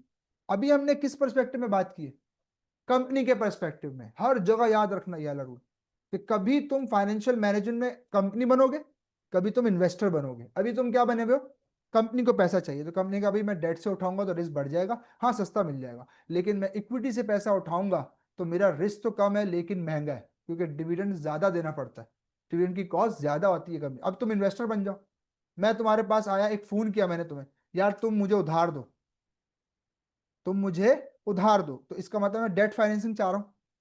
तुमने कहा यार अब ये बंदा डूबे जिए मरे मुझे तो पैसे मिलते रहेंगे मेरे, ऐसे ही है, इसका रिस्क कम हो गया। इसने बोला हाँ भाई ले लो उधार, ये लो। लेकिन अगर मैं इसको बोलूं पार्टनरशिप कर ले, तो अब मैं इसको किस चीज की दावत दे रहा हूँ, इक्विटी, मालिक बना रहा हूं अपने साथ। तो अब इसका रिस्क खड़ा हो जाएगा कि यार अगर डूबे तो मेरा पैसा भी डूब सकता है। तो फिर यार इस अब इस सोच से जब सोचोगे तो मुझे ज्यादा अच्छा समझ में आएगा कि हाँ यार, अगर मैं किसी की इक्विटी फाइनेंस, किसी की इक्विटी में पैसा लगाऊंगा तो मेरा रिस्क ज्यादा होगा। तो फिर मैं कम रिटर्न पे मानूंगा नहीं, फिर मुझे रिटर्न ज्यादा चाहिए। मुझे रिटर्न, क्योंकि आप बोलोगे कि यार जो रिटर्न मैं दे रहा हूं वो तो कोई बैंक भी दे सकता है, मैं अगर ये पैसा बैंक में जाके रखवा दूं तो इतना सूद तो बैंक भी दे देगा, मैं आपके पास क्यों रखवाऊं पैसा। अच्छा चलो इसको छोड़ो, मैं आपके पास एक कंस्ट्रक्शन का बिजनेस करता हूं, मुझे फाइनेंस चाहिए, आप सब इन्वेस्टर हो। मैंने आपके आगे एक कंस्ट्रक्शन का मॉडल पेश किया कि मैं एक बिल्डिंग पाकिस्तान में बनाने जा रहा हूं और एक मैं मलेशिया में बनाने जा रहा हूं, मुझे उसके लिए पैसा चाहिए। मैंने कहा कि यार जो पाकिस्तान में बिल्डिंग बना रहा हूं उसके अंदर कोई इन्वेस्ट करेगा तो उसको मैं 18% रिटर्न दूंगा, और जो मलेशिया में इन्वेस्ट करेगा उसको मैं 8% रिटर्न दूंगा। अब सबने बोला यार ये क्या बात हो गई, पाकिस्तान के अंदर पैसा लगाएं तो आप रिटर्न ज्यादा दे रहे हैं, मलेशिया में लगाएं तो रिटर्न कम दे रहे हैं, क्या लॉजिक है इसके पीछे? Risk, risk, yes.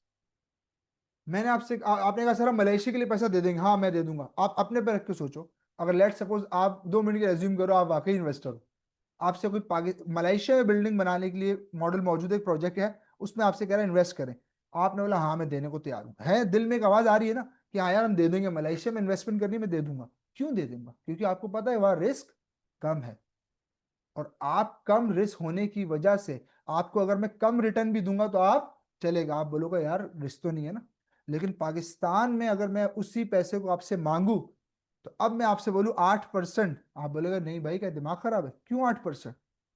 इतना हाईली रिस्क इकोनॉमी है, मैं यहाँ पर 8% पे काम करूंगा? नो, आप मेरा रिटर्न बढ़ाओ, आप मेरा रिटर्न बढ़ाओ, क्योंकि मेरा क्या बढ़ रहा है? बोलो, रिस्क बढ़ रहा है। तो सर जो इन्वेस्टर आपको पैसा देता है वो भी इसी बेस पे दे रहा होता है। इसके ऊपर हम पूरा मॉडल पढ़ेंगे, CAPM, capital asset pricing model, वो पूरा इसी ऊपर बेस करता है, रिस्क और रिटर्न के ऊपर। ठीक है सर। तो मैंने कौन कौन से पॉइंट आपको बता दिए? पहला अर्जेंसी, दूसरा कॉस्ट, तीसरा रिस्क, ठीक है, चौथा टाइम पीरियड, ड्यूरेशन। तो ये बहुत सारे पॉइंट्स हैं जिनको हम इंशाल्लाह कंसीडर करेंगे whenever we select the source of finance. तो सर ये है फाइनेंसिंग स्ट्रेटेजी जिसके अंदर कंपनी पैसा उठाएगी। अब अगला स्टेज, कंपनी पैसा उठाने के बाद क्या करेगी? इन्वेस्ट। तो ये आपको FM ये भी सिखाएगा कि पैसा लाने के बाद उसको इन्वेस्ट कैसे करना है, करना भी है या नहीं, कब करना है, कितना करना है, किस प्रोजेक्ट में करना है, ये सारी डिटेल भी आपको फाइनेंशियल मैनेजमेंट में सिखाई जाएगी। लेकिन एक बात हमने यहां और सीख ली कि फाइनेंसिंग डिसीजन एक प्राइमरी डिसीजन है और इन्वेस्टमेंट डिसीजन एक सेकेंडरी डिसीजन है। सही है, क्योंकि फाइनेंस होगा तो मैं इन्वेस्ट करूंगा ना भाई।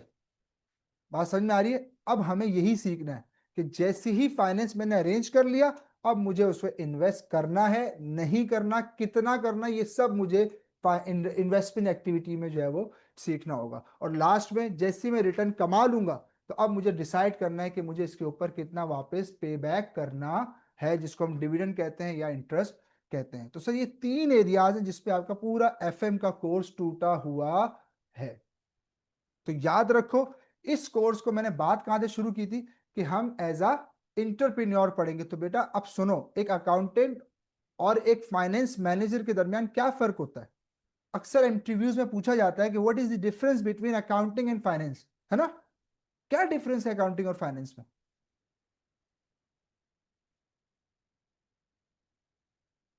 वो तो अभी आपने बोल दिया, वेरी गुड, शाबाश।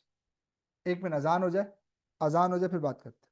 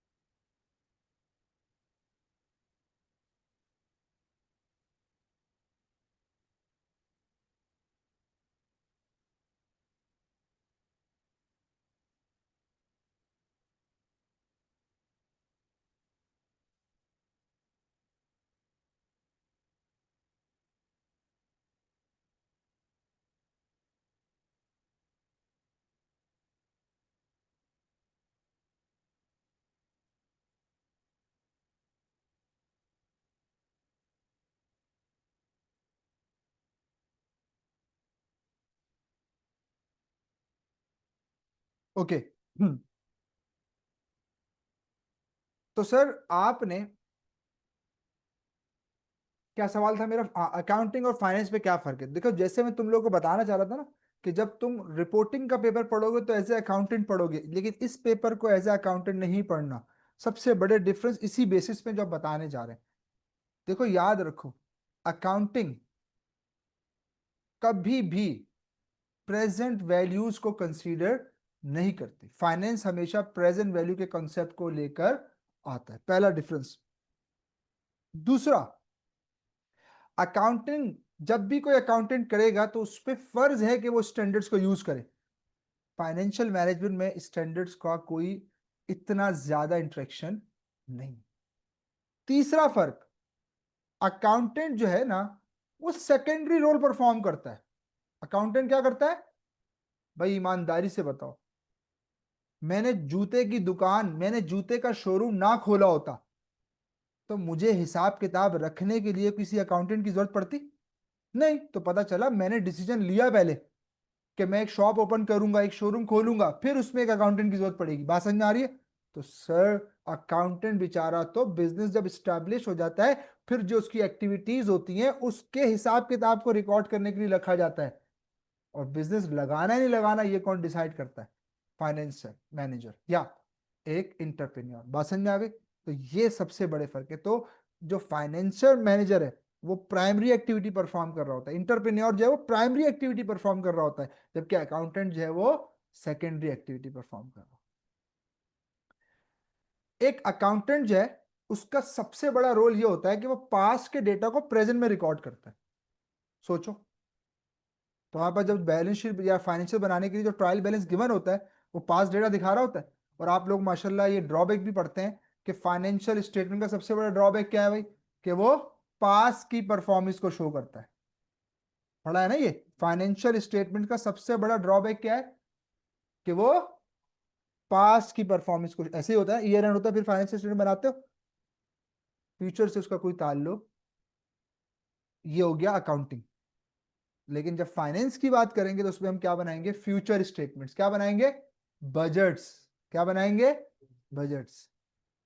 Forecasted financial statements. क्या बनाएंगे? Budgets, forecasted financial statement. तो sir, financial manager future perspective में सोचता है, और अकाउंटेंट जो है वो पास्ट को प्रेजेंट में रिकॉर्ड करता है। ये सारे डिफरेंसेस हैं जो एक अकाउंटेंट और एक फाइनेंशियल मैनेजर के दरमियान होते हैं, या एक इंटरप्रेन्योर और एक अकाउंटेंट के दरमियान होते हैं। तो आपने जो अकाउंटेंट वाला रोल था वो पढ़ चुके हैं माशाल्लाह, F7 तक, राइट? आज के बाद से आप क्या पढ़ने जा रहे हो? Primary role as a financial manager, मुझे कैसे काम करना है। समझ में आ गई? तो मुझे डिसीजन कैसा लेना है, मुझे उस फाइनेंस को फ्यूचर में लगाना है नहीं लगाना, ठीक है, मुझे इन तमाम चीजों पे आज के बाद काम करना है। तो FM फाइनेंशियल मैनेजमेंट का आपका जो कोर्स है वो इन चीजों पे बेस करता है। ठीक हो गई बात? अब आहिस्ता आहिस्ता आगे बढ़ते हैं, और जो इंपॉर्टेंट एरियाज है मैं वो डिस्कस करने जा रहा हूँ आपके पेपर के। फिर इंशाल्लाह हम पेपर का स्ट्रक्चर, फिर उसके बाद पेपर क्या, कोर्स आउटलाइन, और वो किस सेक्शन में कौन से टॉपिक्स पूछ रहा है, हम उसके ऊपर बात करने जा रहे हैं।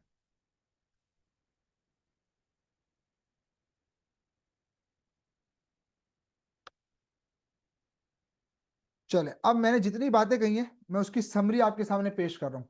देखिए, अब आप चाहें, ये स्लाइड्स में आपको भेज भी दूंगा, चाहे तो लिखना तो लिख भी सकते हैं। बेटा क्या लिखा हुआ है मैंने? Approach for this subject. क्या लिखा हुआ है? Read financial management like a entrepreneur. सही है? और ये आपके सामने जो लोग हैं, ये दुनिया के मशहूर एंटरप्रेन्योर्स हैं, है या नहीं? क्या ख्याल है? ठीक है। इसमें वो तमाम लोग मौजूद है जिन्होंने अपने बिजनेसेस को नए तरीके से दुनिया में लॉन्च किया, नए आइडियाज को लेकर आए। तो आपने भी इस पेपर को इसी अप्रोच के साथ पढ़ना है। फिर उसके बाद हमने क्या बात की थी, कि एक इंटरप्रेन्योर और एक अकाउंटेंट किस तरीके से डिफ्रेंशिएट होते हैं। तो ये आपके सामने मैंने लिखे हुए, जरा पढ़ लीजिए इसको, और कोई बात समझ में नहीं आती तो पूछ लीजिए।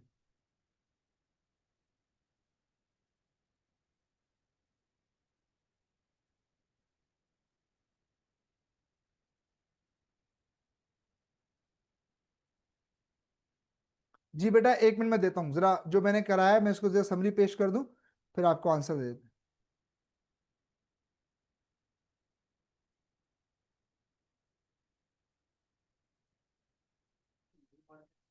जी बता।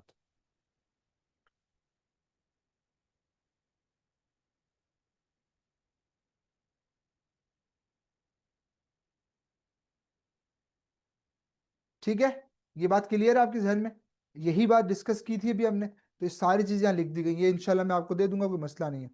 अच्छा, इनका सवाल है सर न्यू मार्केट क्या लिख रहा है। देखें, इन्वेस्टमेंट जब बेटा हम कर रहे होते हैं तो हमारे पास बहुत सारे ऑप्शंस होते हैं कि हम लोकल मार्केट में ही रहें, या एग्जिस्टिंग जिस मार्केट में भी हम बिजनेस कर रहे हैं उसी में रहें, या किसी नई मार्केट, यानी कि जैसे अभी मैं एशिया में बिजनेस कर रहा हूँ, तो क्या मैं यूरोपीय मार्केट में इन्वेस्ट करूँ या नहीं करूँ, तो ये भी इन्वेस्टमेंट डिसीजन का पार्ट होगा। ठीक है, चलो जी, आपके पास आ रहे हैं, अब यहां से आप लिख सकते हैं। ठीक है, आपके पास important areas for financial management paper, sir ये अब हम डिस्कस करने जा रहे हैं।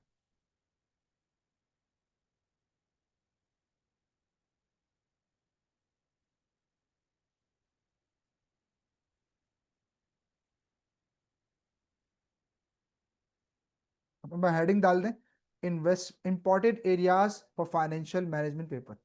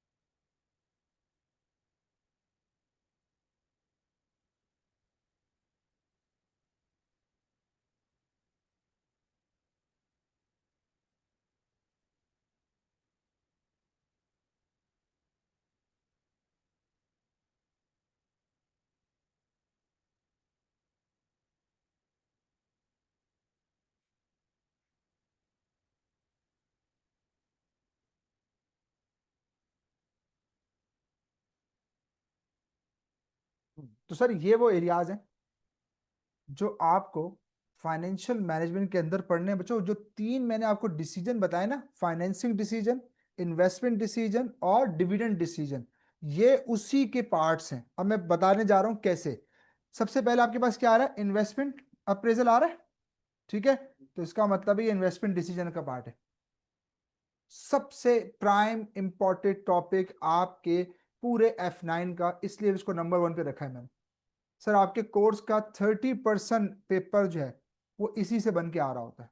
ठीक है, तो ये इतना इंपॉर्टेंट है, अगर आपने पास करना है इस पेपर को, तो मैं इंशाल्लाह शुरू भी यहीं से करेंगे हम, पहला टॉपिक अपना यही होगा, ताकि मैं उसी इंपॉर्टेंस की जो है ना वो उसके सीक्वेंस से चलेंगे। सबसे पहले टॉप मोस्ट इंपॉर्टेंट करेंगे, and that is investment decision, capital investment appraisal. Yes, ये हम करेंगे। नंबर 2 पे हम working capital, sir working capital management is another important area. ठीक है, सेकंड नंबर पे जो मोस्ट इंपॉर्टेंट एरिया वो आपके पास ये है। थर्ड नंबर पर फिर आपके पास कॉस्ट ऑफ कैपिटल वगैरह यानी कि वैक वगैरह मौजूद है। ठीक है, तो इस तरीके से इसी सीक्वेंस में अकॉर्डिंग टू इम्पोर्टेंस हम इंशाल्लाह अपने टॉपिक्स को कवर करते जाएंगे।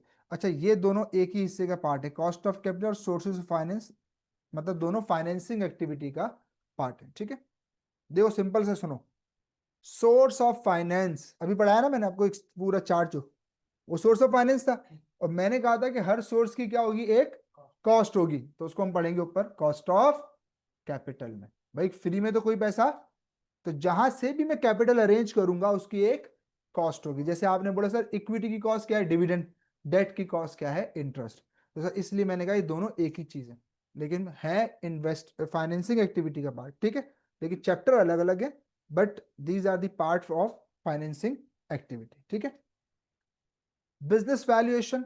अच्छा, मैं वन बाय वन आपको बताता भी रहूं कि एग्जामिनर किससे कहां से क्या पूछ रहा है। देखो आपका पेपर तीन हिस्सों पे है ना बेटा, कितने हिस्सों पे है, तीन। सेक्शन ए है, सेक्शन बी है और सेक्शन सी है। सेक्शन ए में आपके पास क्या है, एमसीक्यूज। सेक्शन बी में आपके पास क्या है, ओटीक्यूज। और सेक्शन सी में आपके पास क्या है, सीआरक्यू। ठीक है, इधर देखते रहो भाई। सीआरक्यू से बात शुरू कर रहा हूं बच्चों। आपके पास ना दो सीआरक्यूज होंगे। कितने सीआरक्यूज होंगे, दो, लाजमी दो ही होंगे। ठीक है, 20-20 मार्क के दो, यानी कि 40 मार्क्स आपके यहां पर हैं सेक्शन सी के अंदर। ठीक है, मैं लिख दूं फिर आप कॉपी कर लीजिएगा, पहले मेरी बात सुन ले जरा गौर से। तो आपको पास करने के लिए 50 नंबर चाहिए होते हैं, सही है। तो अगर आप सेक्शन सी को अच्छे से कर लेते हैं तो आपके पास होने के चांसेस मोर देन 80% होते हैं कि आप आराम से पेपर को पास करेंगे। अब सवाल यह है कि सर ये दो सीआरक्यूज किस एरिया से एग्जामिनर पूछ रहा है और वो कौन से टॉपिक हैं जिसको बहुत लाइक कर रहा है वो। तो बेटा अब सुनो गौर से। मैं आपसे कहूं कि एसीसीए ने एफएम का पेपर ज्यादा बच्चों का पास होने का एक रीजन ये भी है कि पेपर के जो डायनामिक्स हैं वो कुछ डिस्क्लोज है पहले से। सर क्या मतलब, भाई देखो 20 मार्क का एक सीआरक्यू कैपिटल अप्रेजल से आएगा, यानी कि कैपिटल इन्वेस्टमेंट अप्रेजल से आएगा, 100% ये बात। ठीक है, एक सीआरक्यू लाजमी आपका दो में से अप्रेजल से आता ही आता है। 20 मार्क एक्सप्लेन होगा पहले, अब बचा 20 मार्क। सर वो कहां से आता है, अब उसमें उसने रखी हुई नंबरिंग, सुनना जरा। ये तो तुम्हारा वर्किंग कैपिटल है, कभी कभी इससे 20 मार्क का सवाल बना के डाल देता है। अब ये ऑप्शनल है हाँ? पहला वाला फिक्स है, लाजमी 20 मार्क का सीआरक्यू कैपिटल इन्वेस्टमेंट अप्रेजल से आएगा, लाजमी, ये फिक्स है। लेकिन लेकिन अगला सीआरक्यू कहां से आएगा, उसके लिए मैं आपको दो ऑप्शन बता रहा हूं। या तो वर्किंग कैपिटल मैनेजमेंट से उठाता है, और कभी कभी बेटा वर्किंग कैपिटल मैनेजमेंट से नहीं उठाता तो फिर कहां से उठाता है, वैक से, कॉस्ट ऑफ कैपिटल से। लास्ट टाइम उसने कॉस्ट ऑफ कैपिटल से नहीं उठाया, वर्किंग कैपिटल से उठाया। और अल्हम्दुलिल्लाह जैसे आपको बताया वैसे उनको बताया था कि अप्रेजल से लाजमी 20 मार्क का सवाल आना है, और अल्हम्दुलिल्लाह आया भी है। ठीक है, तो यस ये है 40 मार्क्स का पेपर सेक्शन सी, तो जिसमें से 20 मार्क्स 100% एक्सप्लेन है कि आपको अप्रेजल से देगा वो, और बकिया 20 मार्क्स जो है वो या तो आपको वैक्स से देगा या वर्किंग कैपिटल से देगा। यार अब देखो मैं इस पे कमिट कर दूं, देखो प्रोफेशनल पेपर है ना बेटा, अब उसने अगर बना दिया तो फिर आप मुझे बोलेंगे सर आपने कहा था। हम एक अपना एक्सपीरियंस शेयर करते हैं हमेशा, एक्सपीरियंस में यही चल रहा है कि इन तीनों से आता है। हाँ ये 100%, यस ये बात सही है, बिल्कुल मैंने ऐसे बोला, दूसरे सीआर का ऑप्शन है। ठीक है, लेकिन बेटा देखो मैं आपसे बोलूं यार बस ये तीन टॉपिक इंपॉर्टेंट है, कि आप सिर्फ तीन ही पढ़ के जाओगे, आप फिर भी पढ़ोगे पूरे, है ना। प्रोफेशनल पेपर की खूबसूरती है कि सर वो कहीं से भी कुछ पूछ सकता है, लेकिन वही बात है कि हम आपको आसानियां पैदा करने के लिए हम आपकी हेल्प कर देते हैं कि यार चलो कम से कम ये एरियाज तो तुम्हारे स्ट्रांग होने चाहिए। तो पेपर अगर पास करना है तो बिल्कुल ये तीन एरियाज करेंगे, आप पेपर सेव कर लेंगे अपना। क्यों, अभी सेक्शन बी सुनोगे तो मेरे मेरे सवाल का जवाब मिल जाएगा आपको। अब जब ओटीक्यू में आएंगे ना बेटा, सुनते रहो, तो ओटीक्यू आएंगे आपके पास तीन, 10-10 मार्क के। तो 30 मार्क्स आपके यहाँ आ जाएंगे। ठीक हो गई? अभी सुनते रहो। अब सर ये तीन ओटीक्यूज हैं, ये कहां से आते हैं, इसका भी सुन लो। इंशाल्लाह मैं आपको इसके भी 20 मार्क तो श्योरिटी से बता सकता हूँ। 10 के ऊपर ऑप्शन है, सही है। पहले 20 मार्क कहां से आते हैं वो सुन लो बेटा। एक तो लाजमी लाजमी रिस्क मैनेजमेंट से आता है, और इस मर्तबा एग्जामिनर ने रिस्क मैनेजमेंट से बी में भी दिया है और कुछ एमसीक्यूज भी दिए हैं। ठीक है, जो मेरे पास पेपर का फीडबैक आया है। तो 10 मार्क का लाजमी लाजमी लाजमी आरएम रिस्क मैनेजमेंट से एक ओटीक्यू आता है। दूसरा ओटीक्यू लाजमी आता है बिजनेस वैल्यूएशन से। तो कितने हो गए? 10 और 10 20 हो गए बेटा। तो 20 मार्क ये मैंने बता दिए, 20 ये, तो 40 मार्क्स का पेपर ये 99% चांस है कि ये इन तीन टॉपिक से आता है: अप्रेजल, बिजनेस वैल्यूएशन और रिस्क मैनेजमेंट। ठीक है, तो दो ओटीक्यूज तो लाजमी 20 मार्क के मैंने आपको बता दिए। अब जो तीसरा बचा, अब वो सुनो। तीसरा ओटीक्यू सुनो गौर से। अगर उसने सेक्शन सी में जो सेकंड सीआरक्यू है वो वर्किंग कैपिटल मैनेजमेंट से बना दिया, तो फिर वहां पे वो कॉस्ट ऑफ कैपिटल दे देगा। कहां पर? ओटीक्यू में। और अगर ओटीक्यू में उसने वर्किंग कैपिटल मैनेजमेंट दे दी, तो वो फिर सेक्शन सी में जो है वो किसको डाल देगा? Cost of. तो ये इस तरीके से चलता रहता है। नीचे अगर बड़ा सवाल सीआरक्यू में डाल दिया उसने वर्किंग कैपिटल मैनेजमेंट से, तो ऊपर ओटीक्यू डाल देगा कॉस्ट ऑफ कैपिटल का, तीसरा वाला। दो तो वही रहेंगे, सही है। तो ये मैंने आपको 20 यहां से कंफर्म बता दिए, 20 यहां से। और जो बकिया 10 और 20 बचे, उसके ऊपर मैंने आपको दो टॉपिक दे दिए, वर्किंग कैपिटल और कॉस्ट ऑफ कैपिटल। वो उन्हीं में खेलता रहेगा। तो पता चला कुल मिला के बात यह कि 5 टॉपिक हो गए। 5 टॉपिक अगर किसी बच्चे के पक्के हैं, इस पेपर को वो फेल नहीं कर सकता। कम नंबर ले आएगा वो एक अलग बात है, फेल नहीं इंशाल्लाह करेगा। ठीक है, अल्हम्दुलिल्लाह। ये अल्लाह की ज़ात का एहसान है हमारे। हम जब भी हमने जो है ना वो वही बात है, देखो जब मेहनत करते हैं तो फिर अल्लाह से लेते हैं, बगैर मेहनत की दुनिया में कुछ नहीं हो सकता। हम इसको नॉर्थ कैंपस में एक मतलब 100% रिजल्ट भी अल्हम्दुलिल्लाह F9 में आया। 84 86 तो नॉर्मल रहता है, लेकिन 100% भी एक मरतबा आया।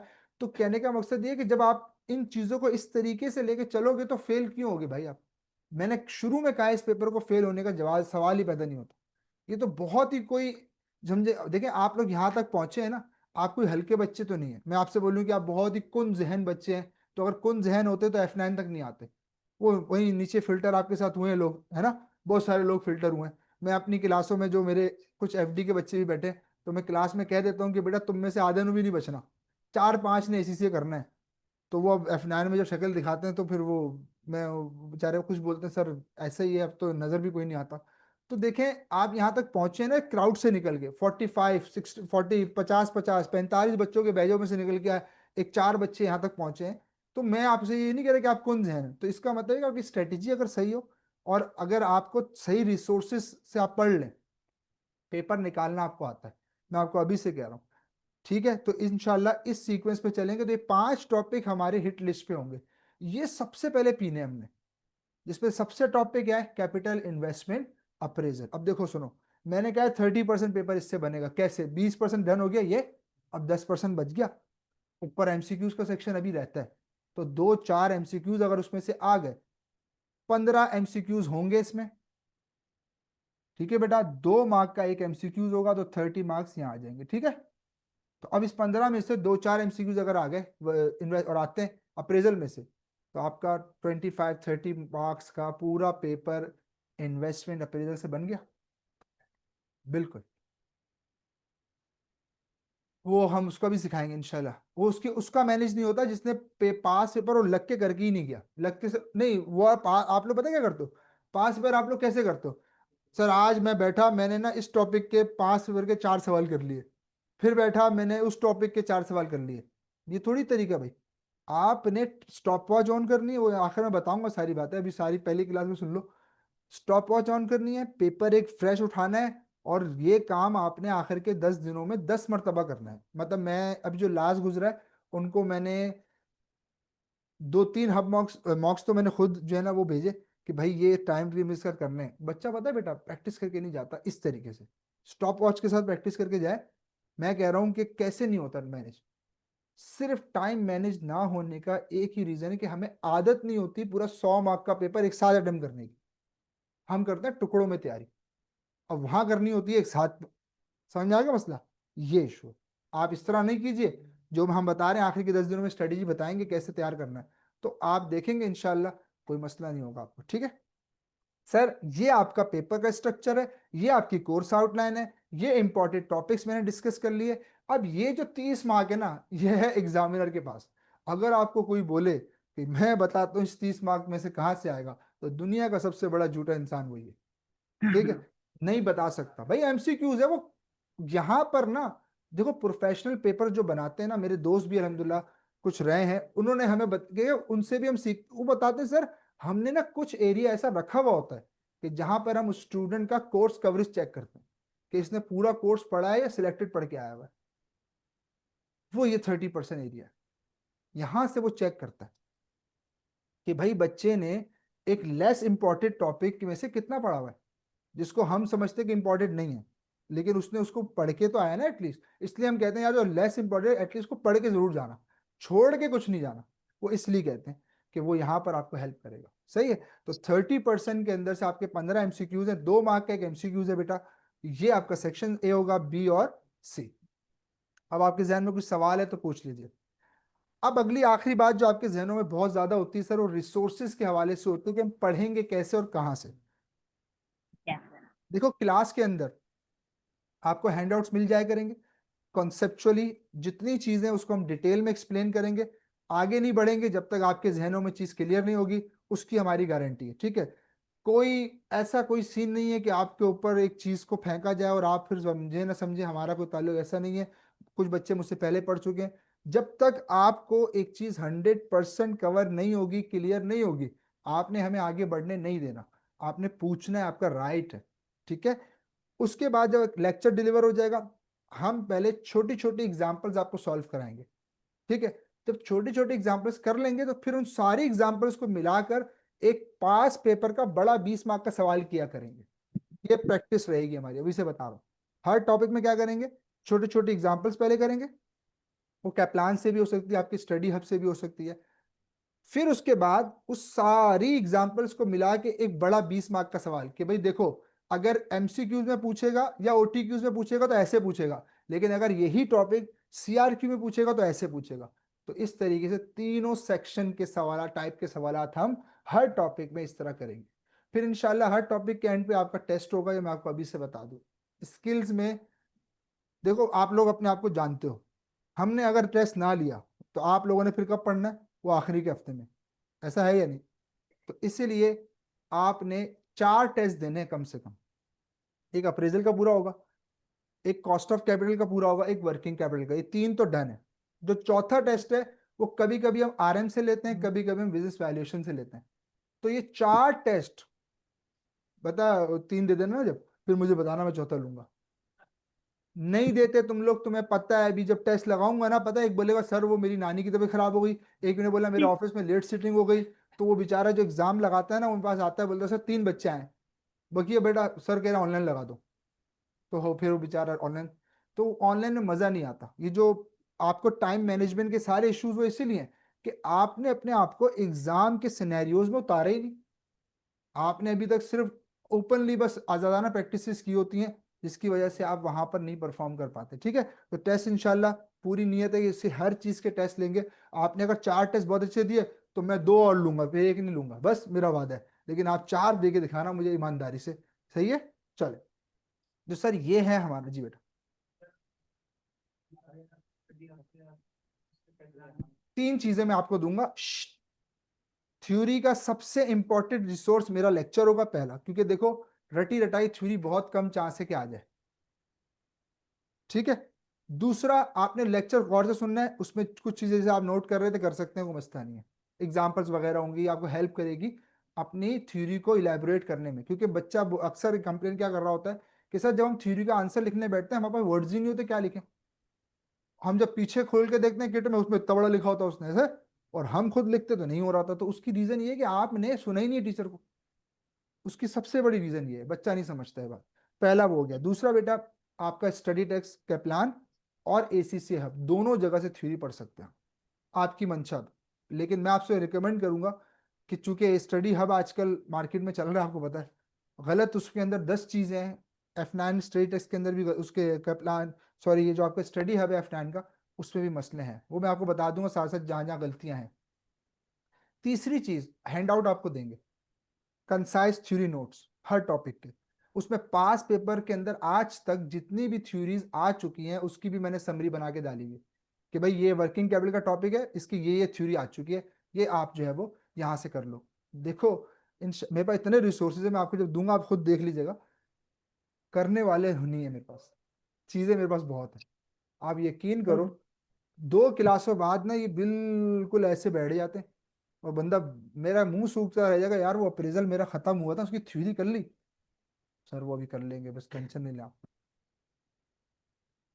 सर मैंने कहा यार वो सारा समझा दिया था, अब वो देख, तेरी जगह मैं याद तो नहीं कर सकता, तेरी जगह लिख भी नहीं सकता। बोले कहा हाँ। तो भाई ये काम तो तेरा है, समझाना, पढ़ाना, पिलाना, ये मेरा काम है, वो मैं कर दूंगा।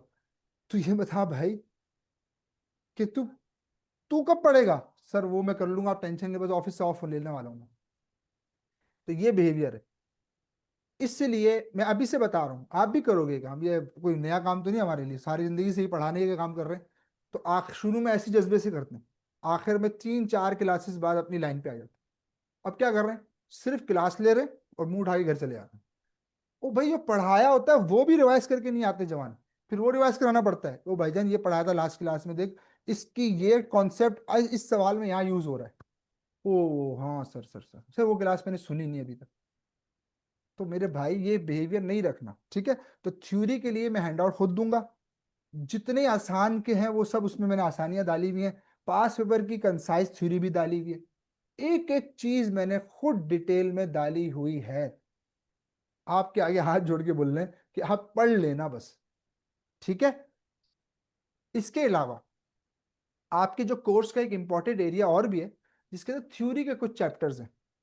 जैसे आज आप एक चीज लेकर जाओ, मैं आपको बता दूं, आप जब FM स्टडी टेस्ट में भी शेयर करूंगा लिंक, तो उसके अंदर स्टडी टेस्ट भी होगा। उसका पहला चैप्टर है, वो पूरा F1 वाला चैप्टर है। कौन सा चैप्टर है, F1, जो आप पढ़ चुके ना F1 का पेपर, के डायरेक्टर कौन होते हैं, डायरेक्टर की टाइप्स क्या है, डायरेक्टर को कंपनी क्या क्या फैसिलिटीज दे रही होती है। अब मुझे बताओ, ये मैं यहाँ पढ़ाऊँ तो मुझे बता दें, अभी मैं वो वहीं से शुरू करूंगा, सही है, तो वो फिर मेरे काम की चीजें नहीं है। उसके अंदर एजेंसी थ्योरी आपने पढ़ी है सर, वो है वैल्यू ऑफ मनी थ्योरी की सारी चीजें उसके अंदर लिखी हुई जो आप F1 लेवल से पढ़ते हुए आ रहे हो। तो वो पहला चैप्टर आप सब पढ़ सकते हो, अभी से बता रहा हूँ, मेरा इंतजार नहीं कीजिएगा, ठीक है। आज जाकर अगर आप F9 पढ़ना शुरू कर रहे हैं और आपका दिल चाहे कि सर मैं पहला चैप्टर कौन सा पढ़ लूं, तो मैं आपको बता रहा हूं अभी से, चैप्टर नंबर 1 आप इजीली पढ़ सकते हैं सारे। ठीक हो गई बात, कोई चीज समझ में नहीं आई हाईलाइट करके मेरे पास ले आना, मैं एक्सप्लेन कर दूंगा। लेकिन जी हाँ। अल्हम्दुलिल्लाह 99% आज तक कोई नहीं लाया, या तो उसने पढ़ा नहीं या उसको सारा समझ में आ गया, दो ही बातें उसे। तो वो चैप्टर पूरा F1 की बेस पे चैप्टर है, डायरेक्टर्स की थ्योरी है, एजेंसी थ्योरी है, वैल्यू ऑफ मनी थ्योरी है। तो बेसिक की थ्योरी सारी लिखी हुई है उसमें, वो आप पढ़ के आइएगा, ठीक है बेटा। यहाँ एक पर और क्या चैप्टर है प्लान। यहाँ बस इन्वायरमेंट का। श्श्श, बेटा नमाज का ब्रेक नहीं, फिर जल्दी ऑफ कर लेंगे, ठीक है, नमाज फिर आप पढ़ के निकल जाइएगा घर, नहीं जाएगा टाइम, मैं भी पढ़ूंगा, मेरा नाम भी माइक से थोड़ी है। अच्छा जी, श्श्श, अब मैं वो बार बार मुझे ब्रेक आप लोग को चाहिए, मुझे ज्यादा चाहिए, मेरा गला मैं बोल रहा था इधर से, पानी पिया तो सब कुछ हो गया, शाबाश। अच्छा, मैं क्या कह रहा हूँ, थ्योरी का एक और चैप्टर है बेटा इन्वायरमेंट का, वो चैप्टर आप खुद भी चाहे तो पढ़ सकते हो, उसमें भी कोई जो है ना वो साइंसी बात नहीं लिखी हुई फाइनेंशियल मैनेजमेंट के हवाले से। 2 चैप्टर हो गए। एक है इस्लामिक का, ये जो मैंने लिखा है लास्ट में इस्लामिक, इसका एक पार्ट है सोर्सेज ऑफ फाइनेंस के अंदर ही लिखा हुआ है वो। तो वो खैर वो मैं खुद भी करा दूंगा, लेकिन आप चाहे तो पढ़ सकते हैं। तो ये थ्योरी के कुछ एरियाज ऐसे हैं जो आप खुद से भी रीड आउट कर सकते हैं, ठीक है। तो ये मैंने आपके सामने पेपर स्ट्रक्चर रखा, इंपॉर्टेंट एरियाज हो गए, पढ़ना कहाँ से है। तो सबसे पहले मैं आपको क्लास में छोटे छोटे एग्जांपल्स कॉन्सेप्ट के साथ कराऊंगा, फिर उसके बाद उसका हम एक बड़ा पास पेपर का, हर टॉपिक का पास पेपर साथ साथ करेंगे, आखिर में नहीं करेंगे, हर टॉपिक के साथ ही उसका पास पेपर किया जाएगा, क्योंकि आखिर के चक्कर में रहेंगे तो फिर रह गए, ठीक है। तो पास पेपर हम साथ साथ करेंगे, जैसे अप्रेजल खत्म कर रहा हूँ, अप्रेजल के पास पेपर उठा के कर लेंगे। फिर कॉस्ट ऑफ कैपिटल खत्म कर रहे होंगे, उसका वर्किंग कैपिटल, उसका उसका पास पेपर, साथ साथ पास पेपर करेंगे। जी सीआरक्यू बिल्कुल, जिसके सीआरक्यू आते हैं उसको सीआरक्यू करेंगे, जिसके ओटीक्यू होते हैं उसके ओटीक्यूज करेंगे। सही है। और एमसीक्यूज अल्हम्दुलिल्लाह बच्चे खुद कर लेते हैं, क्योंकि जब बड़े सवाल सारे हो जाते हैं तो एमसीक्यू बच्चा खुद भी कर लेता है। नहीं कोई एमसीक्यू नहीं होता तो हमसे पूछ ले तो हम करा देते हैं क्लास में। लेकिन हम कोशिश करते हैं कि बड़ी बड़ी और मुश्किल चीजें हम खुद कराएं, ताकि आपको जो आसान वाली चीजें वो आपके हिस्से में डाल दें। जैसे थ्योरी को याद करना, उसको लिखना, एमसीक्यूज वगैरह करना, ये एटलीस्ट आप थोड़ा सा अपने ऊपर भी बर्डन लें। जो चीज ना हो हमें आके बताइएगा, हम करा देंगे क्लास में, कोई टेंशन नहीं है। ठीक है। अब ये पढ़ने का तरीका होगा हमारा। सही है। रिसोर्सेज मैं आज शेयर कर दूंगा आपके साथ, उसमें स्टडी हब भी है। सही है। और क्या करें, पीडीएफ में स्टडी हब इंशाल्लाह मैं आपको दे दूंगा। सही है। लेकिन वो आप खुद ही यूज कीजिएगा। सही है। वो आप ले सकते हैं, उसके अंदर इंशाल्लाह नोट्स सारे मिलेंगे, प्रैक्टिस ईच एंड एवरीथिंग उसके अंदर। अभी आपके किसी काम के भी नहीं है, क्योंकि आपने पढ़ा हुआ ही कुछ नहीं है। मैं फिर आपको बताता रहूंगा साथ साथ कि अब ये पढ़ सकते हो, अब ये कर सकते हो, यहाँ से प्रैक्टिस कर लेना। वो रिसोर्सेज में साथ साथ फिर डिस्कस करूंगा, लेकिन प्रोवाइड मैं आज आपको रात को कर दूंगा। आखिरी बात बस करते हैं कि सर फाइनेंशियल मैनेजमेंट होती क्या है, ये आपने अभी तक नहीं बताया, है ना। पूरी डिस्कशन में मैंने अभी तक ये नहीं एक्सप्लेन किया व्हाट इज फाइनेंशियल मैनेजमेंट। जैसे ही ये एक्सप्लेन करूंगा तो इनशाला जितना मैंने आज बोला है वो सब उसके अंदर समरी पड़ी हुई है, और अब वो डेफिनेशन आपको हमेशा के लिए याद रहेगी। अगर मैं उसको डायरेक्ट करा देता तो यकीन जानिए आप हमेशा की तरह जैसे डेफिनेशन छापते हुए आ रहे हैं आज तक, एक और डेफिनेशन छाप लेते। क्या टेंशन है ना। क्योंकि पेपर में तो पूछेगा नहीं कि फाइनेंशियल मैनेजमेंट होती क्या है, आपके जहन में तो पेपर है कि पेपर ही करना है बस। तो इस पेपर को मैं सही बता रहा हूँ, प्रैक्टिकल लाइफ में डिसीजन मेकिंग जब आप करेंगे कभी भी, तो यही वो पेपर होगा जो आपको आगे लेकर जाएगा। रिपोर्टिंग शिपोर्टिंग सब कर लेते हैं, सब फाइनेंस तैयार कर लेते हैं, सब अकाउंट्स बना लेते हैं, फॉर्मेट्स होते हैं। थोड़ी बहुत डिफिकल्टी होती भी है तो वो सीनियर से पूछ के हल हो जाती है। लेकिन बेटा ये जो स्किल्स है ना, डिसीजन मेकिंग वाले, क्रिटिकल थिंकिंग वाले, ये नहीं होते लोगों में, जिसकी वजह से बेचारे नीचे वाले लेवल पे ही रहते हैं, स्ट्रेटेजिक लेवल तक पहुंचते ही नहीं है। तो ये वो पेपर है। फिर इसके बाद एएफएम इंशाल्लाह पढ़ेंगे। तो ये वो पेपर है जो आपको ऊपर लेकर जाते हैं। मैं आपको सही बता रहा हूँ, मजाक से हट के स्टैंडर्ड स्टैंडर्ड सब रिपोर्टिंग शिपोर्टिंग मैनेजर लेवल तक होती रहती है। ऊपर हो ही जाता है जिसके पास क्रिटिकल थिंकिंग होती है। ठीक है। और ये पेपर आपको सिखाएगा कि आपने क्रिटिकल थिंकिंग कैसे करनी है। जैसे F5 है, थोड़ा बहुत वो सिखाता है, ये सिखाएगा, ऑडिट आपको सिखाएगा। तो सर ये चीजें आप इस पे ज्यादा काम करें बजाय बाकी चीजों के। अब आखिरी बात करते हैं व्हाट इज फाइनेंशियल मैनेजमेंट, और फिर आज का सेशन हम जल्दी ऑफ कर लेंगे क्योंकि ब्रेक भी नहीं की। ठीक है, हम जल्दी ऑफ कर लेंगे इंशाल्लाह। आपकी अगली क्लास अब जो है हफ्ते में शुरू कर रहे हैं 2 क्लासेस से, फिर उसको हम 3 पे लेके जाएंगे और फिर उसके बाद 4 पे। ठीक है। अगले में 3 लगा दिए, चलो 3 ठीक है, कोई मसला नहीं। हाँ, बेटा अभी हमने रखे हैं, एक ट्यूसडे रखा है और एक थर्सडे और एक सैटरडे। अच्छा मैंने खुद बीच में गैप दे के रखा है ताकि आप लोग से मुलाकात होती रहे हर 2 दिन बाद। यार आप मतलब क्या कहना चाह रहे हो, खुल के बताओ ताकि मैं उसी तरह बस सोचूं। कभी कभी कोई इमरजेंसी हो गई, आज मैं जल्दी ऑफ करूं किसी वजह से कर रहा हूँ, मुझे जरा एक हॉस्पिटल जाना है किसी, तो वरना मैं 9 बजे तक ही पढ़ाता आज भी। तो कभी कोई इमरजेंसी हो गई या कोई रीजन हुआ कि एक दिन क्लास नहीं हो पाई, उसकी कंपनसेशन में बुला लिया, वो हो सकता है। लेकिन जो आपसे कम्युनिकेट किया जाएगा उसी दिन क्लास होगी, कैंसिल होगी या नई क्लास होगी, दोनों सूरतों में मैं बजाते खुद आपको ग्रुप में इन्फॉर्म करूंगा। एडमिन को बीच में, क्योंकि एडमिन बेचारी 100 काम कर रही होती है, तो उनसे हम नहीं कम्युनिकेट करवाते, बेचारे डिले भी हो सकता है। तो मैं खुद कम्युनिकेट कर दूंगा ग्रुप में आपको डायरेक्ट, टेंशन नहीं लेना। अच्छा जी, संडे अभी ऑन नहीं होगा, आगे चल के देखो। मैं अभी से इसलिए बता रहा हूँ कि अगर आप मुझसे डिमांड कर रहे हो कि सर आप हमें जल्दी फ्री करें, आप हमें 22 तारीख को छोड़ें, ऐसा है ना दिल में ना, आखिर में 10-10 घंटे की क्लासेस नहीं होनी चाहिए। तो मेरे भाई फिर मेरे साथ साथ दे दो ना, एक आप 2-4 संडे लगा लेंगे, 4-4 5-5 घंटे वाले। तो वो जो बर्डन था आखिरी वाला वो मैं डिस्ट्रीब्यूट कर दूंगा 4 संडे पे। तो आप सुकून से दुआएं वब देंगे, अभी नहीं देंगे। तो 22 तारीख या 20 तारीख को घर जा रहे होगे ना, फिर आप बोलोगे शुक्र है यार, वो लंबी लंबी क्लासें आखिर में फिर क्या होता है, फिर आप भी जानते हो फिर ऐसा फेंका जाता है कि बेटा कैच कर सकते हो तो कर लो, नहीं कर सकते तो तुम्हारा नसीब है। समझ में आ रही है।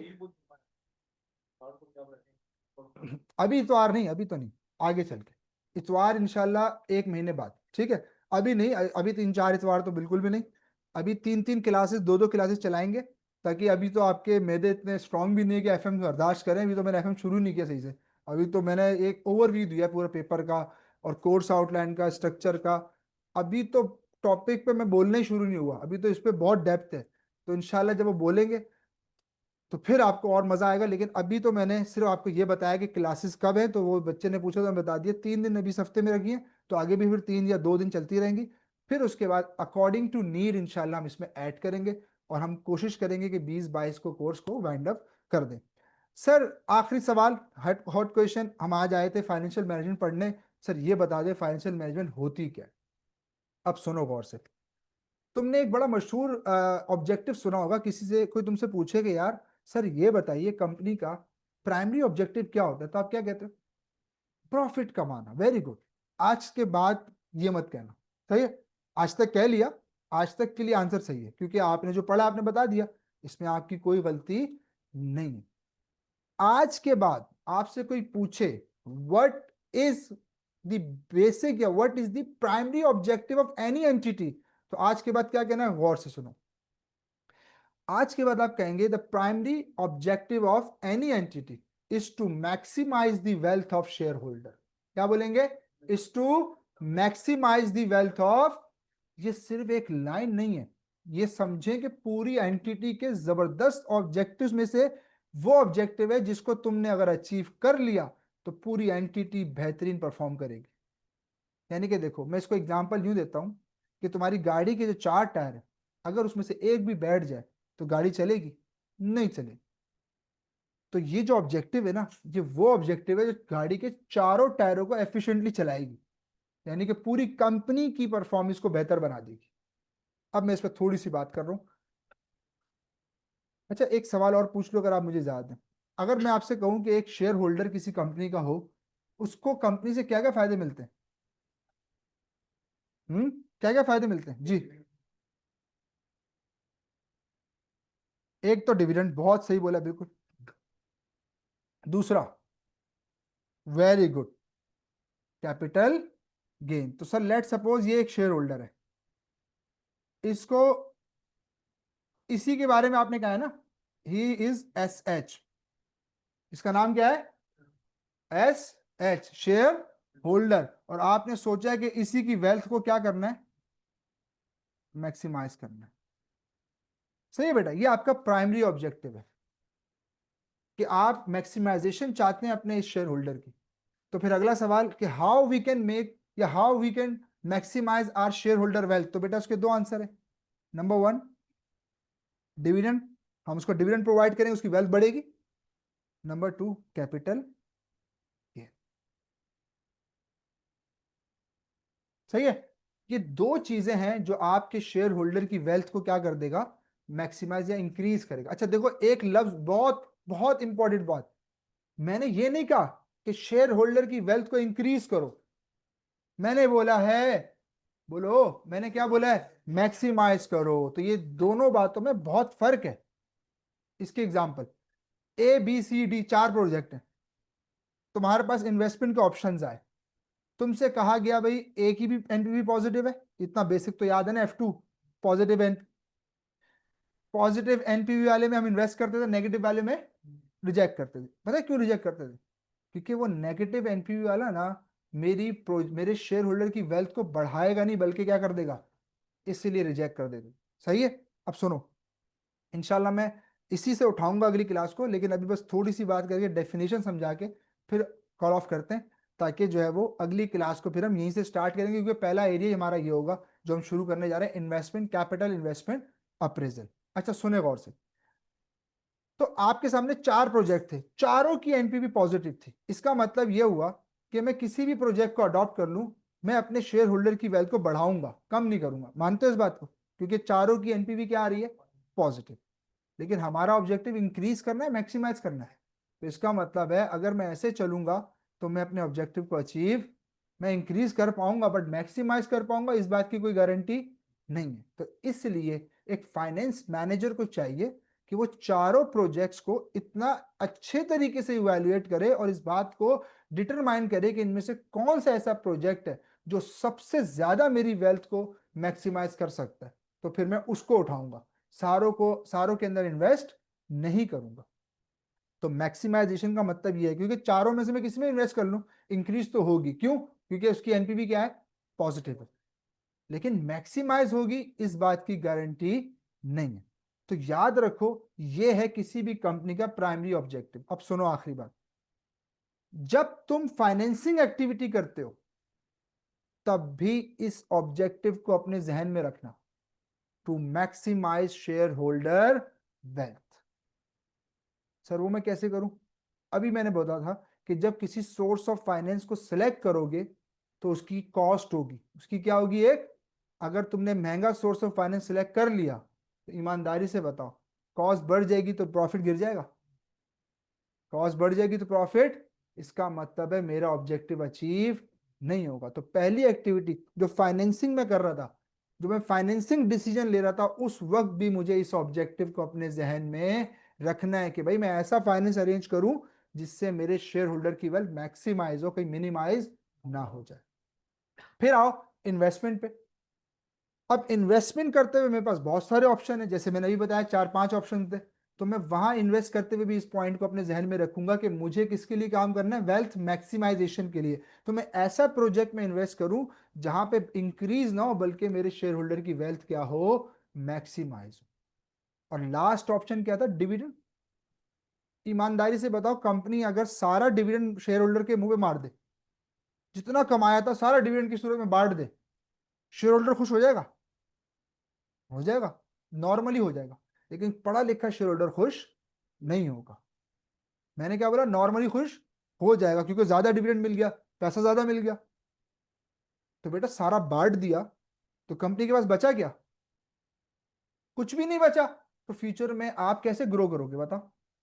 भाई ग्रोथ के लिए री इन्वेस्टमेंट चाहिए ना, री इन्वेस्ट करने के लिए पैसा चाहिए, वो तो तुम्हारे पास है ही नहीं। तुमने तो सारा उठा के डिविडेंड की सूरत में बांट दिया। तो सुनो गौर से, तो डिविडेंड डिसीजन है वो भी बहुत गौर से सोच समझ के लेना है, कि कहीं मैं ज्यादा डिविडेंड ना दे दूं, कि ये ना हो कि मेरे पास फ्यूचर में ग्रो करने के लिए फाइनेंस ही ना बचे। अच्छा कम दे दूंगा तो उसका भी नुकसान अलग है, कि मार्केट में रूमर्स फैलेंगे। क्या रूमर फैलेगा? कि यार ये कंपनी डिविडेंड अच्छा नहीं देती। जब रूमर फैलेंगे तो शेयर प्राइस नीचे गिरेगी, जब शेयर प्राइस नीचे गिरेगी तो कैपिटल गेन भी नीचे गिरेगा। मानते हो इस बात को? तो इसलिए डिविडेंड देते वक्त, डिविडेंड का डिसीजन करते वक्त भी आपने डिटेल में इस बात को सोचना है कि मैं अपने शेयर होल्डर की वेल्थ को क्या करूं? मैक्सिमाइज करूं, वो डिसीजन लूं। तो अल मुख्तसर ये कि तीनों डिसीजंस लेते वक्त मुझे इस बात को इंश्योर करना है कि I want to maximise my share holder wealth. तो जैसे ही आप इन तीन बातों को जहन में रखते हुए पैसा अरेंज करोगे, पैसा इन्वेस्ट करोगे और रिटर्न बैक पे करोगे, तो सर आप कह देना मैं कर रहा हूं फाइनेंशियल मैनेजमेंट। मैं क्या कर रहा हूं? तो सर तुम्हारी जेब में जो पैसा है, आप मैनेज फाइनेंशियल मैनेज आप पर्सनल भी कर सकते हो ना, कि यार मेरी जेब में कितना पैसा कहाँ से लाऊं, क्योंकि मुझे यूज करने हैं, अपने रोजमर्रा के खर्चे पूरे करने हैं। ऐसे ही है ना? एक इंसान अपने ऊपर रख के सोचे कि यार मैं अम्मी अब्बा से पैसे लूं तो फाइनेंस अरेंज हो गया, फिर इसको मैं अपनी गाड़ी में पेट्रोल डलवाऊंगा, मैं मोबाइल का कार्ड रिचार्ज करवाऊंगा, मैं शॉपिंग करनी है, तो ये मेरे एक्सपेंडिचर्स हैं, ये मेरी इन्वेस्टमेंट आउटफ्लोज में आ जाएंगे। और उसके बाद इन सब को करने के बाद मैं एक रिटर्न कमाता हूँ। रिटर्न क्या होता है? रिटर्न सिर्फ प्रॉफिट नहीं होता, आपकी जो सेटिस्फेक्शन है वो भी तो आपके रिटर्न है। आईफोन खरीद लूँ, हमारा दिल बाग बाग हो जाएगा, तो ये भी एक हमारी क्या हो जाती है? सेटिस्फेक्शन। तो सर कहने का मकसद ये कि आम इंसान भी इस तरीके से फाइनेंस को मैनेज करता है, सर कंपनी भी इसी तरीके से फाइनेंस को मैनेज करती है, और इसी पूरे प्रोसेस का नाम है फाइनेंशियल मैनेजमेंट। आओ जरा इसकी डेफिनेशन लिख लेते हैं। सर आप जो कहना चाह रहे थे मैं उसको यहाँ समराइज कर दूं, ये देखिए,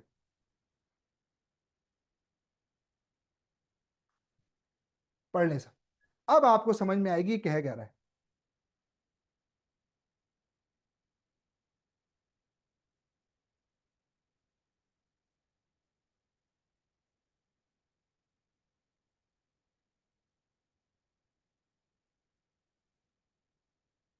है ना?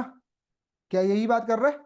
कह रहा है फाइनेंशियल मैनेजमेंट का मतलब है कि आप जो रिसोर्सेज को एक्वायर करोगे, देखो ये लिखा हुआ है एफिशिएंट एक्विजिशन। एक्विजिशन का मतलब रिसोर्सेज को, फाइनेंस को लेकर आए, ठीक है। एंड डिप्लॉयमेंट, डिप्लॉयमेंट का मतलब इन्वेस्टमेंट, चाहे वो शॉर्ट टर्म या अच्छा, हमारे financial management short term investment नहीं है, क्या है, लॉन्ग टर्म इन्वेस्टमेंट है। तो लॉन्ग टर्म फाइनेंशियल रिसोर्सेज को डिप्लॉय कैसे करना है, और फिर आखिर में क्या लिख रहा है कि जो भी करो, जब पैसा एक्वायर करो या पैसा डिप्लॉय करो, इन्वेस्ट करो, दोनों सूरतों में इंश्योर इस बात को करना है कि तुम अपने शेयर होल्डर की वेल्थ को क्या कर रहे हो, मैक्सिमाइज कर रहे हो। इसको लिख लो अपने पास। और शेयर होल्डर की मैक्सिमाइज करने के दो ही रास्ते हैं, एक डिविडेंड की सूरत में और एक कैपिटल गेन की सूरत में।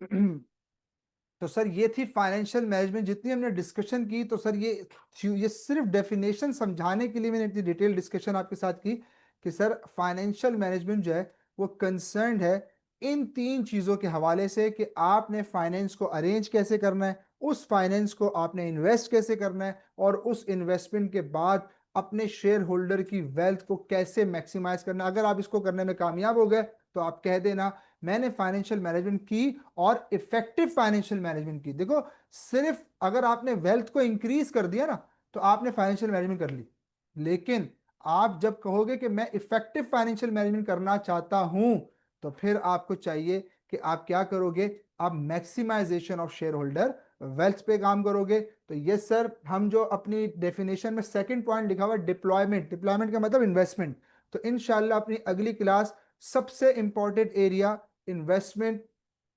अप्रेजल, कैपिटल इन्वेस्टमेंट अप्रेजल, यानी कि रिसोर्सेज को इन्वेस्ट कैसे करना है, करना भी है यानी कब करना है, इसके ऊपर इंशाल्लाह अपनी क्लास को स्टार्ट करेंगे। हमारा पहला टॉपिक होगा, अगली क्लास से इंशाल्लाह पहला एरिया स्टार्ट कर लेंगे। उम्मीद है आपसे नेक्स्ट क्लास में मुलाकात होगी। ठीक है सर, उसामा आपसे लिंक शेयर कर देंगे, लेकिन आपने क्लास फिजिकली आके लेनी है। ठीक है सर, कोई सवाल आपके जहनों में अब तक है तो पूछ लीजिए। अब इंशाल्लाह ट्यूसडे को क्लास है अपनी, यानी कि अब प्रॉपर हम अपने पहले एरिया को स्टार्ट कर देंगे। ठीक है सर, और नॉर्थ कैंपस में ऑनलाइन क्लास,